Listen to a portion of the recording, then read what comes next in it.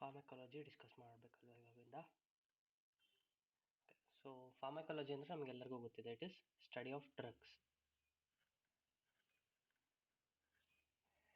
Basically ಫಾರ್ಮಕಾಲಜಿಯಲ್ಲಿ ಬರೀ drugs ಬಗ್ಗೆ ಸ್ಟಡಿ ಮಾಡ್ತೀವಿ. ಲೈಕ್ ಒಂದು ಮಾತ್ರೆ ತಗೊಂಡ್ರೆ ನಮ್ಮ ಬಾಡಿಗೆ ಏನಾಗುತ್ತೆ ಮತ್ತು ಏನು ಎಫೆಕ್ಟ್ ನಮಗೆ ಬೇಕಿದೆ ಆ ಮಾತ್ರೆಯಿಂದ ಅದು ಎಫೆಕ್ಟ್ ಆಗ್ತಾ ಇದೆಯಾ ಇಲ್ವಾ, ಅದೇ ಥರ ಆ ಮಾತ್ರೆ ನಾವು ಬಾಡಿಯಲ್ಲಿ ತಗೊಂಡ್ಮೇಲೆ ಆ ಮಾತ್ರೆಗೆ ಏನಾಗುತ್ತೆ. ಸೊ ಬೇಸಿಕಲಿ ಇದ್ರ ಬೇಸ್ ಮೇಲೆ they have divided pharmacology into 2 branches: ಫಾರ್ಮಕೋಕೈನೆಟಿಕ್ಸ್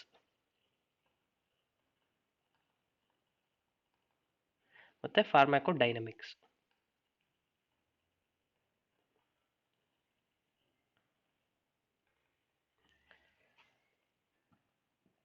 so pharmacokinetics ಅಂದರೆ effect of body on drug.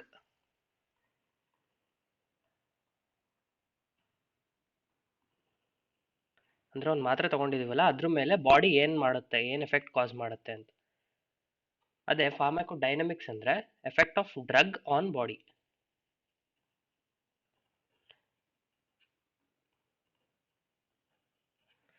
Okay, so ಇದು ಮೈನ್ 2 ಬ್ರಾಂಚಸ್ ಆಫ್ ಫಾರ್ಮಕಾಲಜಿ. ಇದರಲ್ಲಿ ಸೊ ಇವತ್ತು ಆದಷ್ಟು ಫಾರ್ಮಕೋಕೈನೆಟಿಕ್ಸ್ಗೆ ರೆಸ್ಟ್ರಿಕ್ಟ್ ಮಾಡ್ಕೊಳಕ್ಕೆ ಟ್ರೈ ಮಾಡ್ತೀನಿ. ಫಾರ್ಮಕೋಡೈನಮಿಕ್ಸ್ ಅಷ್ಟು ಅದು ಲೈಕ್ ಒನ್ ಟಾಪಿಕಲ್ಲಿ ಅಥವಾ ಒಂದು ಕ್ಲಾಸಲ್ಲಿ ಮುಗಿಸೋವಂಥ ಟಾಪಿಕ್ ಅಲ್ಲ.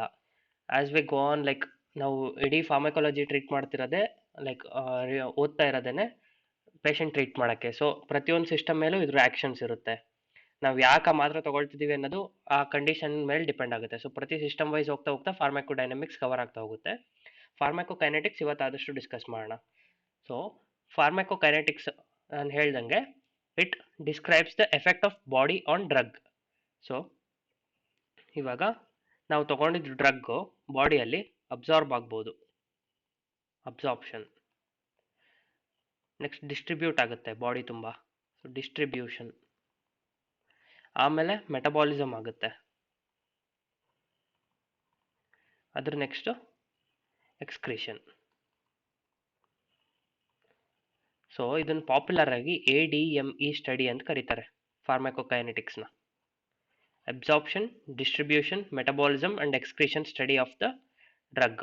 ಸೊ ಇದರಲ್ಲಿ ಏನಾಗ್ತಿದೆ, ನಮ್ಮ ಬಾಡಿ ಇದನ್ನೆಲ್ಲ ಡ್ರಗ್ಗಿಂಗ್ ಮಾಡ್ತಿರೋದು. ಬಾಡಿ ಫಸ್ಟ್ ಬಂದಿದ್ದ ಡ್ರಗ್ನ ಅಬ್ಸಾರ್ಬ್ ಮಾಡ್ಕೊಳ್ಳುತ್ತೆ, ಆಮೇಲೆ ಆ ಬಂದಿದ್ದ ಡ್ರಗ್ನ ಅಬ್ಸಾರ್ಬ್ ಮಾಡ್ಕೊಂಡಿರೋ ಡ್ರಗ್ನ ಡಿಸ್ಟ್ರಿಬ್ಯೂಟ್ ಮಾಡುತ್ತೆ.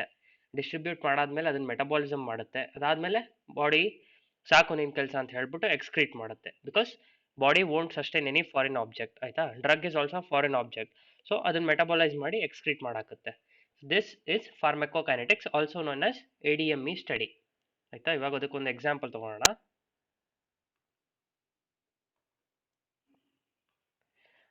ಸೊ ಸಪೋಸ್ ಯಾವುದೋ ಒಂದು ಪ್ಯಾರಾಸಿಟಮಾಲ್ ಮಾತ್ರೆ ತೊಗೊಂಡಿದ್ದೀವಿ ಅಂತ ಅಂದ್ಕೊಳ್ಳೋಣ ನಾವು, ಆಯಿತಾ. ಸೊ ಇವಾಗ ಫಸ್ಟು ಆಬ್ವಿಯಸ್ಲಿ ಓರಲ್ ಕ್ಯಾವಿಟಿಯಿಂದ ಮಾತ್ರೆ ಹೋಗಿದೆ, ಅಲ್ಲಿಂದ ಈಸೋಫೆಗಸ್ ರೀಚ್ ಆಯಿತು, ಅಲ್ಲಿಂದ ಸ್ಟೊಮಕ್ ರೀಚ್ ಆಯಿತು. ಸ್ಟೊಮಕ್ಕಲ್ಲಿ ಇದೆ ಇವಾಗ ಇದು.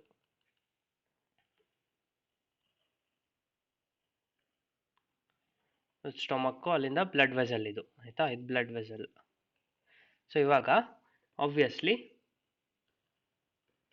ಇಲ್ಲಿದ್ದ ಡ್ರಗ್ಗು ಇಲ್ಲಿಗೆ ಹೋಗೋ ಫಿನಾಮಿನನೇ ಅಬ್ಸಾರ್ಪ್ಷನ್.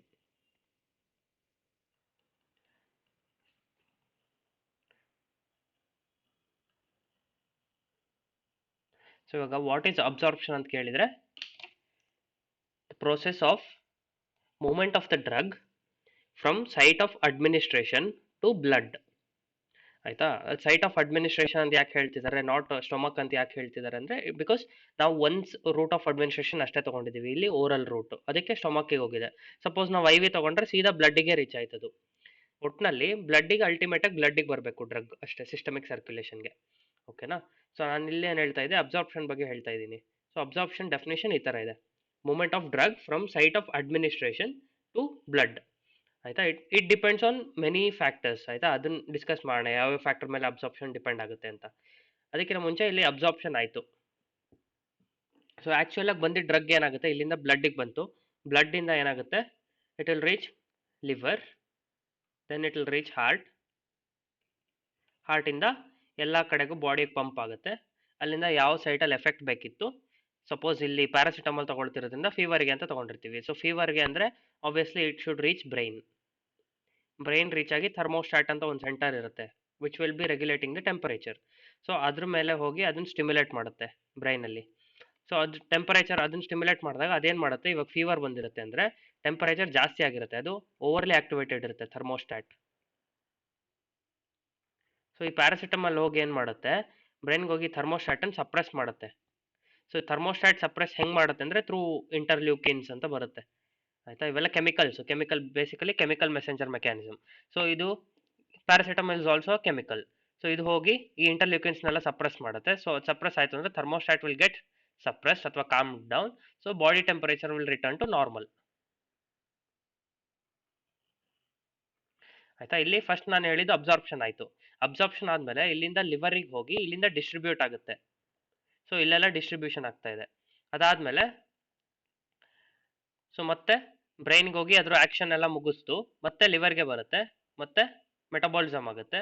ಅದಾದಮೇಲೆ ಮತ್ತೆ ಬ್ಲಡ್ಡಿಂದ ಕಿಡ್ನಿ ಮೂಲಕ ಹೋಗಿ ಎಕ್ಸ್ಕ್ರೀಷನ್ ಆಗುತ್ತೆ. ಸೊ ಬೇಸಿಕಲಿ ಈ ಥರ ಮೆಕ್ಯಾನಿಸಮ್, ಫಸ್ಟ್ ಅಬ್ಸಾರ್ಬ್ ಆಗುತ್ತೆ, ಆಮೇಲೆ ಡಿಸ್ಟ್ರಿಬ್ಯೂಟ್ ಆಗುತ್ತೆ ಬಾಡಿಯಲ್ಲಿ, ಆಮೇಲೆ ಅದ್ರದ್ದು ಏನು ಆ್ಯಕ್ಷನ್ ಅದನ್ನು ಮುಗಿಸುತ್ತೆ. Metabolism and excretion is phenomenon of eliminating the drug ಅಷ್ಟೇ, ಬಾಡಿಯಿಂದ ಆಚೆ ತಳ್ಳೋದು ಡ್ರಗ್ನ, ಅದು metabolism and excretion. Absorption distribution ಅದರ ಆ್ಯಕ್ಷನ್ ಮಾಡೋಕ್ಕೆ ಹೆಲ್ಪ್ ಮಾಡುತ್ತೆ. ಆಯಿತಾ, ಇಷ್ಟಾದಮೇಲೆ ಇಷ್ಟು ಅರ್ಥ ಆಗಿದ್ರೆ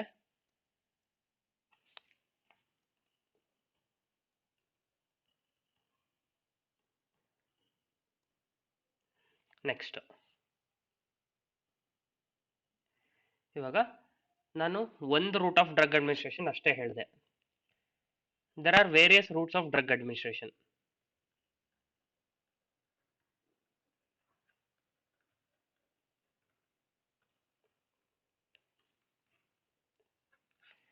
ಇದನ್ನ ಬ್ರಾಡ್ಲಿ ಹೆಂಗೆ ಕ್ಲಾಸಿಫೈ ಮಾಡ್ಬೋದು ಅಂದರೆ ಲೋಕಲ್ ರೂಟು, ಸಿಸ್ಟಮಿಕ್ ರೂಟ್. ಆಯ್ತಾ, ಇವಾಗ ಲೋಕಲ್ ರೂಟ್ ಅಂದ್ರೆ ಏನು, ಸಪೋಸ್ ಡೈರೆಕ್ಟ್ಲಿ ಅಲ್ಲಿಗೆ ಅಪ್ಲೈ ಮಾಡ್ತೀವಿ. ಇವಾಗ ಏನೋ ಒಂದು ಇನ್ಫೆಕ್ಷನ್ ಆಗಿದೆ ಅಥವಾ ವೂಂಡ್ ಆಗಿದೆ ಅಂತ ಅನ್ಕೋಣ, ಅದ್ರ ಮೇಲೆ ಆಂಟಿಬಯೋಟಿಕ್ ಕ್ರೀಮ್ ಹಾಕ್ತಿದ್ವಿ. ಸೊ ಅದೆಲ್ಲ ಟಾಪಿಕಲ್ ಅಪ್ಲಿಕೇಶನ್ಸ್. ಆಯ್ತಾ, ಸೊ ಅದು ಲೋಕಲ್ ಆಕ್ಷನ್ ಅಷ್ಟೇ, ಅಲ್ಲಿಂದಲ್ಲೇ ಸೆಪ್ಸಿಸ್ ಕ್ರಿಯೇಟ್ ಅಂದರೆ ಆಂಟಿಬಯೋಟಿಕ್ಸ್ನ ಲೈಕ್ ಬ್ಯಾಕ್ಟೀರಿಯಾ ಕಿಲ್ ಮಾಡಕ್ಕೆ ಅಲ್ಲಿಂದಲ್ಲೇ ಆಂಟಿಬಯೋಟಿಕ್ಸ್ ಹಾಕ್ತಾ ಇದೀವಿ. ಅದೇ ಥರ ಐ ಡ್ರಾಪ್ಸು ಅದು ಇದೆಲ್ಲ ಇಂಟ್ರಾಕ್ಯುಲರ್ ಐ ಡ್ರಾಪ್ಸ್. ಇವಾಗ ಇಯರ್ ಇನ್ಫೆಕ್ಷನ್ ಏನಾಯ್ತು ಅಂದರೆ ಇಯರ್ ಡ್ರಾಪ್ಸ್ ಆಗ್ತೀವಲ್ಲ ಆ ಥರ, ಅವೆಲ್ಲ ಲೋಕಲ್ ಅಪ್ಲಿಕೇಶನ್. ಬಟ್ ಸಿಸ್ಟಮಿಕ್ ಅಲ್ಲಿ again it can be divided into enteral and ಪ್ಯಾರೆಂಟೆರಲ್.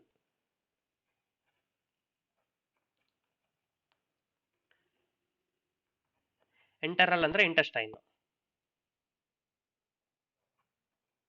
ಆಯ್ತಾ, ಸೊ ಇವಾಗ ಎಂಟೆರಲ್ ಅಲ್ಲಿ ಯಾವ್ದು ಬರುತ್ತೆ, ಆಬ್ವಿಯಸ್ಲಿ ಇಂಟೆಸ್ಟೈನಿಗೆ ರೀಚ್ ಆಗಕ್ಕೆ ಎರಡೇ ಓಪನಿಂಗ್ಸ್, ಓರಲ್ಲು ಇಲ್ಲ ಕೆಳಗಡೆಯಿಂದ ರೆಕ್ಟಲ್. 2 ರೂಟ್ಸ್, ಓರಲ್ಲಿ ಕೊಡೋ ಡ್ರಗ್ಸ್ ಆಗಿರ್ಬೋದು ಅಥವಾ ರೆಕ್ಟಲ್ಲಿ ಕೊಡೋ ಡ್ರಗ್ಸ್ ಆಗಿರ್ಬೋದು. ಪ್ಯಾರೆಂಟ್ರಲ್ಲಿ ಆದರೆ ಇಂಜೆಕ್ಟಬಲ್ಸ್ ಅಂಡ್ ನಾನ್ ಇಂಜೆಕ್ಟಬಲ್ಸ್. ಇಂಜೆಕ್ಷನ್ಸ್ ಏನೇನು ಕೊಡ್ತೀವಿ ಅದೆಲ್ಲ ಪ್ಯಾರೆಂಟ್ರಲ್. ಇಂಜೆಕ್ಟಬಲ್ ಇದರಲ್ಲಿ ಯಾವ್ಯಾವ ಟೈಪ್ ಆಫ್ ಇಂಜೆಕ್ಷನ್ಸ್ ಗೊತ್ತಿದೆ, ಇಂಟ್ರಾಮಸ್ಕ್ಯುಲರ್ ಗೊತ್ತಿದೆ, ಇಂಟ್ರಾವೀನಸ್ ಗೊತ್ತಿದೆ, ನೆಕ್ಸ್ಟ್ ಸಬ್ಕ್ಯೂಟೇನಿಯಸ್ ಮತ್ತು ಇಂಟ್ರಾಡರ್ಮಲ್.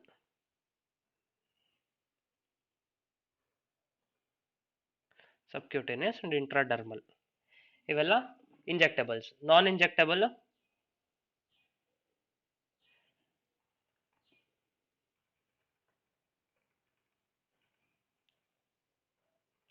ಮತ್ತು ಇದೊಂದು ಸಪ್ರೇಟ್ ಕ್ಲಾಸಿಫಿಕೇಶನ್ ಇದೆ ನಾನ್ ಇಂಜೆಕ್ಟಬಲ್ಸ್ ಅಂತ.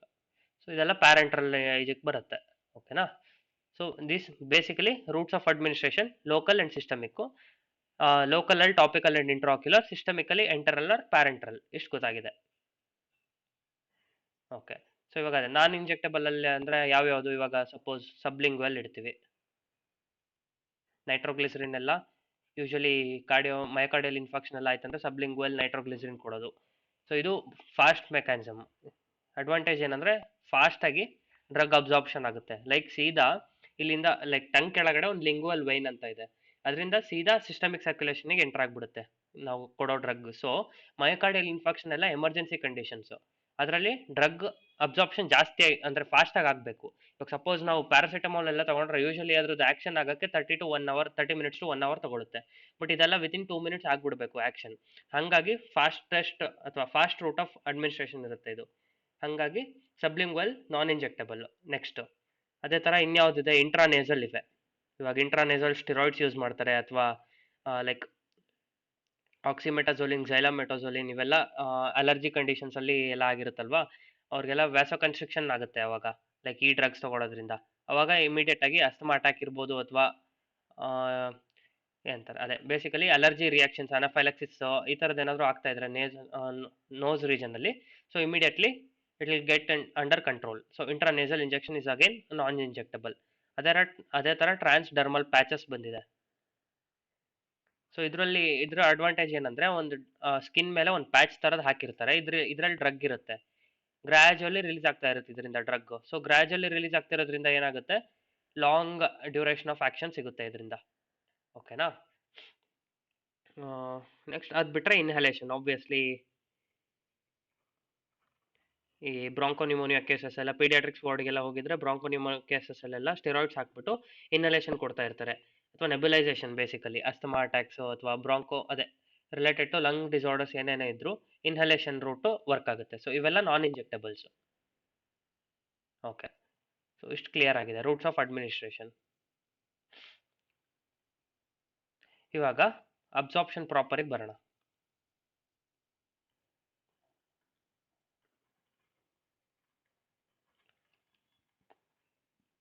ಸೊ ಅಬ್ಸಾರ್ಪ್ಷನ್ ಅಂದ್ರೆ ನಾನು ಹೇಳಿದೆ from the site of administration. ಇವಾಗ ಲೋಕಲ್ ಆಗಿ ಅಡ್ಮಿನಿಸ್ಟ್ರೇಟೆಡ್ ಮಾಡಿದೀವೋ ಅಥವಾ ಸಿಸ್ಟಮಿಕಲಿ ಇಂಜೆಕ್ಟಬಲ್ ನಾನ್ ಇಂಜೆಕ್ಟಬಲ್ ಹೆಂಗೋ ಒಂದು ಲೈಕ್ ಡ್ರಗ್ನ ಅಡ್ಮಿನಿಸ್ಟ್ರೇಷನ್ ಮಾಡಿದೀವಿ, ಅದು ಅಲ್ಲಿಂದ ಬ್ಲಡ್ಡಿಗೆ ಹೆಂಗ್ ರೀಚ್ ಆಗುತ್ತೆ, that is absorption. That phenomenon is absorption. It depends on following factors. ನಾವು ಕೊಟ್ಟಿದ್ದು ಎಲ್ಲ ಡ್ರಗ್ಗು ಅಬ್ಸಾರ್ಬ್ ಆಗುತ್ತಾ ಹಂಗಾದ್ರೆ, ಅದು ಇದು ಆ ಥರದ್ದೆಲ್ಲ, ಅದೆಲ್ಲ ಈ ಫ್ಯಾಕ್ಟರ್ಸ್ ಮೇಲೆ ಡಿಪೆಂಡ್ ಆಗುತ್ತೆ. ಯಾವುದು? First lipid solubility.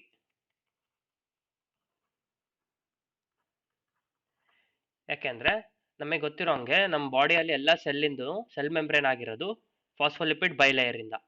So lipid bilayer ಇದೆ ಅಲ್ಲಿ.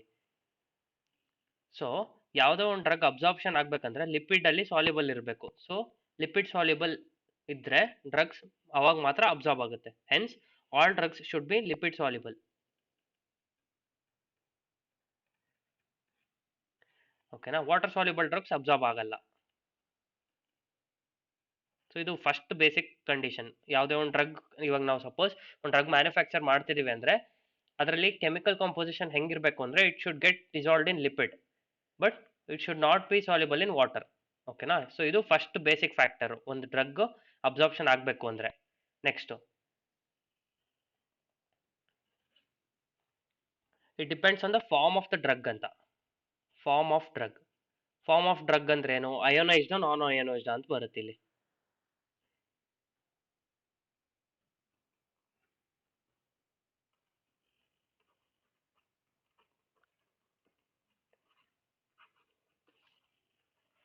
ಇವಾಗ ಅಯೋನೈಸ್ಡ್ ನಾನ್ ಅಯೋನೈಸ್ಡ್ ಏನ್ ಡಿಫರೆನ್ಸ್ ಆಗುತ್ತೆ, ಯಾಕಿದು ಡ್ರಗ್ದು ಅಬ್ಸಾರ್ಪ್ಷನ್ಗೆ ಅಫೆಕ್ಟ್ ಮಾಡುತ್ತೆ ಅಂತ.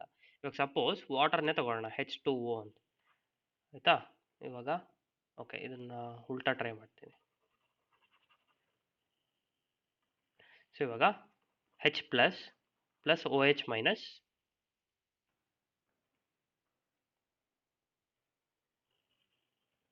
Is rise to H2O. ಇದರಲ್ಲಿ H plus and OH minus ionised form, H2O non ionised form. Suppose ನಾವು ಯಾವುದೋ ಒಂದು ಡ್ರಗ್ ಕೊಟ್ವಿ, HX ಅನ್ನೋ ಡ್ರಗ್, ಅದು ಬಾಡಿಯಲ್ಲಿ ಹೆಂಗೆ ಸ್ಪ್ಲಿಟ್ ಆಗುತ್ತೆ, H plus plus X minus ಇದೇ ಥರ. ಸೊ ಇದೇನಾಗುತ್ತೆ ಹಿಂಗೆ, like non ionised form, ionised form. Ionised form of the drug is water soluble. ಓಕೆನಾ. ಅಯೋನೈಸ್ಡ್ ಫಾರ್ಮು ವಾಟರ್ ಸಾಲ್ಯುಬಲ್ ಆಗ್ಬಿಡುತ್ತೆ. ವಾಟರ್ ಸಾಲ್ಯುಬಲ್ ನಾನು ಅವಾಗಲೇ ಹೇಳಿದೆ, ಇಟ್ ಈಸ್ ನಾಟ್ ಅಬ್ಸಾರ್ಬ್ಡ್ ಅಂತ. ಸೊ ಅಯೋನೈಸ್ಡ್ ಫಾರ್ಮ್ ಅಲ್ಲಿ ಇದ್ರೆ drug it will not get absorbed.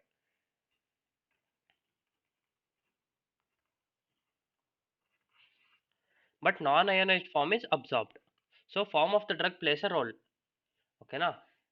ಹಾಗಾಗಿ ಇವಾಗ 2 ಫ್ಯಾಕ್ಟರ್ಸ್ ಗೊತ್ತಾಯ್ತು ನಮಗೆ. ಒಂದು, ನಾವು ಮಾಡ್ತಿರೋ ಇವಾಗ ಸಪೋಸ್ ನಾವು ಒಂದು ಡ್ರಗ್ ಮ್ಯಾನುಫ್ಯಾಕ್ಚರ್ ಮಾಡ್ತಿದ್ದೀವಿ ಅಂದರೆ 2 ಕಂಡೀಷನ್ ನೆನ್ಪಿಟ್ಕೊಂಡಿರ್ಬೇಕು. It must be lipid soluble and it must B non ಅಯೋನೈಸ್ಡ್. ಅವಾಗ ಮಾತ್ರ ಅಬ್ಸರ್ವ್ ಆಗುತ್ತೆ ನಾವು ಕೊಟ್ಟಿರೋ ಡ್ರಗ್. ಇಲ್ಲ ಅಂದರೆ ಹೆಂಗೆ ಕೊಟ್ಟಿದ್ದೀವಿ ಹಂಗೆ ಎಕ್ಸ್ಕ್ರೀಟ್ ಆಗುತ್ತೆ ಅಷ್ಟೇ. ನೆಕ್ಸ್ಟ್ ಹಾಗಾದ್ರೆ ಇನ್ನೊಂದು ಫ್ಯಾಕ್ಟರ್ ಏನು ಅಂದರೆ ಪಿ ಎಚ್.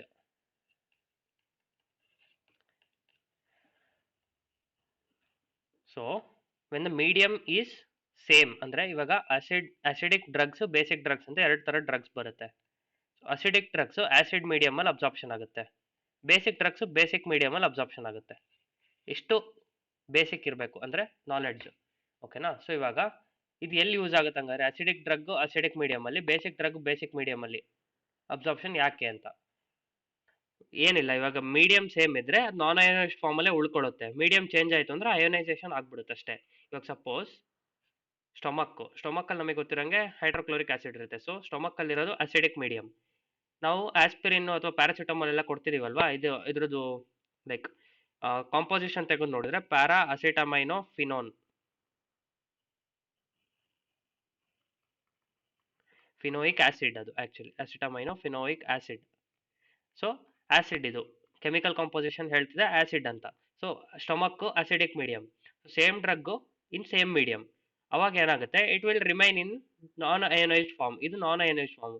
ಅಯೋನೈಸ್ಡ್ ಫಾರ್ಮೇಷನ್ಗೆ ಏನಾದರೂ ಅಂದರೆ ಅಯೋನೈಸೇಷನ್ ಆದರೆ ಪ್ಯಾರಾ ಅಸಿಟಮೈನೋ ಸಪ್ರೇಟ್ ಆಗುತ್ತೆ, ಇನ್ನೊಂದು H+ ಸಪ್ರೇಟ್ ಆಗುತ್ತೆ. ಸೊ ಬೇಸಿಕಲಿ ಅಯೋನೈಸೇಷನ್ ಆಗೋಗುತ್ತೆ ಬೇರೆ ಮೀಡಿಯಂ ಆದರೆ. ಸೊ ನಾನ್ ಅಯೋನೈಸ್ಡ್ ಫಾರ್ಮಲ್ಲಿ ಇದ್ರೆ ಮಾತ್ರ ಅಬ್ಸಾರ್ಪ್ಷನ್ ಆಗೋದು ಡ್ರಗ್. ಸೊ ಸೇಮ್ ಮೀಡಿಯಂ ಅಲ್ಲಿ ಸೇಮ್ ಡ್ರಗ್ ಬಂದಾಗ ನಾನ್ ಅಯೋನೈಸ್ಡ್ ಆಗಿರುತ್ತೆ, ಸೊ ಅಬ್ಸಾರ್ಪ್ಷನ್ ಆಗುತ್ತೆ. ಅದಕ್ಕೆ ಅಬ್ಸಾರ್ಬ್ ಆಗಿ ಅಲ್ಲಿಂದ ಲಿವರ್ಗೆ ಹೋಗಿ ಅಲ್ಲಿಂದ ಬ್ರೈನ್ಗೆ ಹೋಗ್ತಾ ಇತ್ತು. ಓಕೆನಾ? ಸೊ ಇಷ್ಟು ಬೇಸಿಕ್ ಮೆಕ್ಯಾನಿಸಮ್ಸ್ ಗೊತ್ತಿರಬೇಕು ಡ್ರಗ್ ಅಬ್ಸಾರ್ಪ್ಷನ್ ಆಗೋಕ್ಕೆ ಏನೇನು ಬೇಕು ರಿಕ್ವೈರ್ಮೆಂಟ್ಸ್ ಅಂತ. ಸೊ ಒಂದು ಲಿಪಿಡ್ ಸಾಲ್ಯುಬಲ್ ಇರಬೇಕು, second is non ಅಯೋನೈಸ್ಡ್, and 3 same medium ಅಥವಾ ಪಿ ಎಚ್, ಇದ್ರ ಮೇಲೆ ಡಿಪೆಂಡ್ ಆಗುತ್ತೆ. ಸೊ ಹಂಗಾದ್ರೆ ಇವಾಗ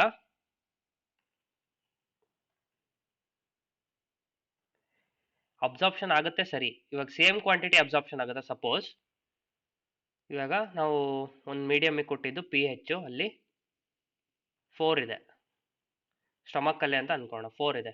ಇವಾಗ ಅವ್ನು ವಾಟರ್ ಕುಡಿತಿಲ್ಲ ಅಥವಾ ಎಕ್ಸೆಸಿವ್ ಆಸಿಡ್ ಸೆಕ್ರೇಷನ್ ಆಗ್ತಾ ಇದೆ, ಗ್ರಾಜುಯಲಿ ಹೋಗ್ತಾ ಹೋಗ್ತಾ 3 ಆಯಿತು 2 ಆಯಿತು ಅಂದರೆ ಮೋರ್ ಅಸಿಡಿಕ್ ಆಗ್ತಾ ಇದೆ ಎನ್ವೈರ್ಮೆಂಟು. ಸೊ ಇವಾಗ ನಾವು ಕೊಟ್ಟಿರೋ ಡ್ರಗ್ಗು ಸಪೋಸ್ 4 pH ಇದ್ದಾಗ ಪ್ಯಾರಾಸಿಟಮಾಲ್ ಕೊಟ್ವಿ ಅಥವಾ ಒಂದು ಡ್ರಗ್ ಕೊಟ್ವಿ, ಮತ್ತೆ 3 pH ಇದ್ದಾಗ ಡ್ರಗ್ ಕೊಟ್ವಿ, 2 pH ಇದ್ದಾಗ ಡ್ರಗ್ ಕೊಟ್ವಿ. ಸೊ ಎಲ್ಲ ಟೈಮಲ್ಲೂ same amount of drug absorption ಆಗುತ್ತಾ? ಇಲ್ಲ. ಅದು ಒಂದು ಸ್ಪೆಸಿಫಿಕ್ ಕ್ವಾಂಟಿಟಿ ಮೇಲೆ ಡಿಪೆಂಡ್ ಆಗುತ್ತೆ. ಅದಕ್ಕೆ ಒಂದು ಸಪರೇಟ್ ಹೆಸರು ಕೊಟ್ಟಿದ್ದಾರೆ, ಅದೇನಂದ್ರೆ PKA ಅಂತ. ಆಯ್ತಾ? ಇದ್ರ ಮೇಲೆ ಡಿಪೆಂಡ್ ಆಗುತ್ತೆ ಅದು. Like how much amount of drug is absorbed at what pH ಅನ್ನೋದು ಈ PKA ಮೇಲೆ ಡಿಪೆಂಡ್ ಆಗುತ್ತೆ. ಸೊ ಈ PKA ಎಕ್ಸಾಕ್ಟ್ಲಿ ಏನಂದ್ರೆ it is the pH at which 50% of the drug is ionized ಅಂತ.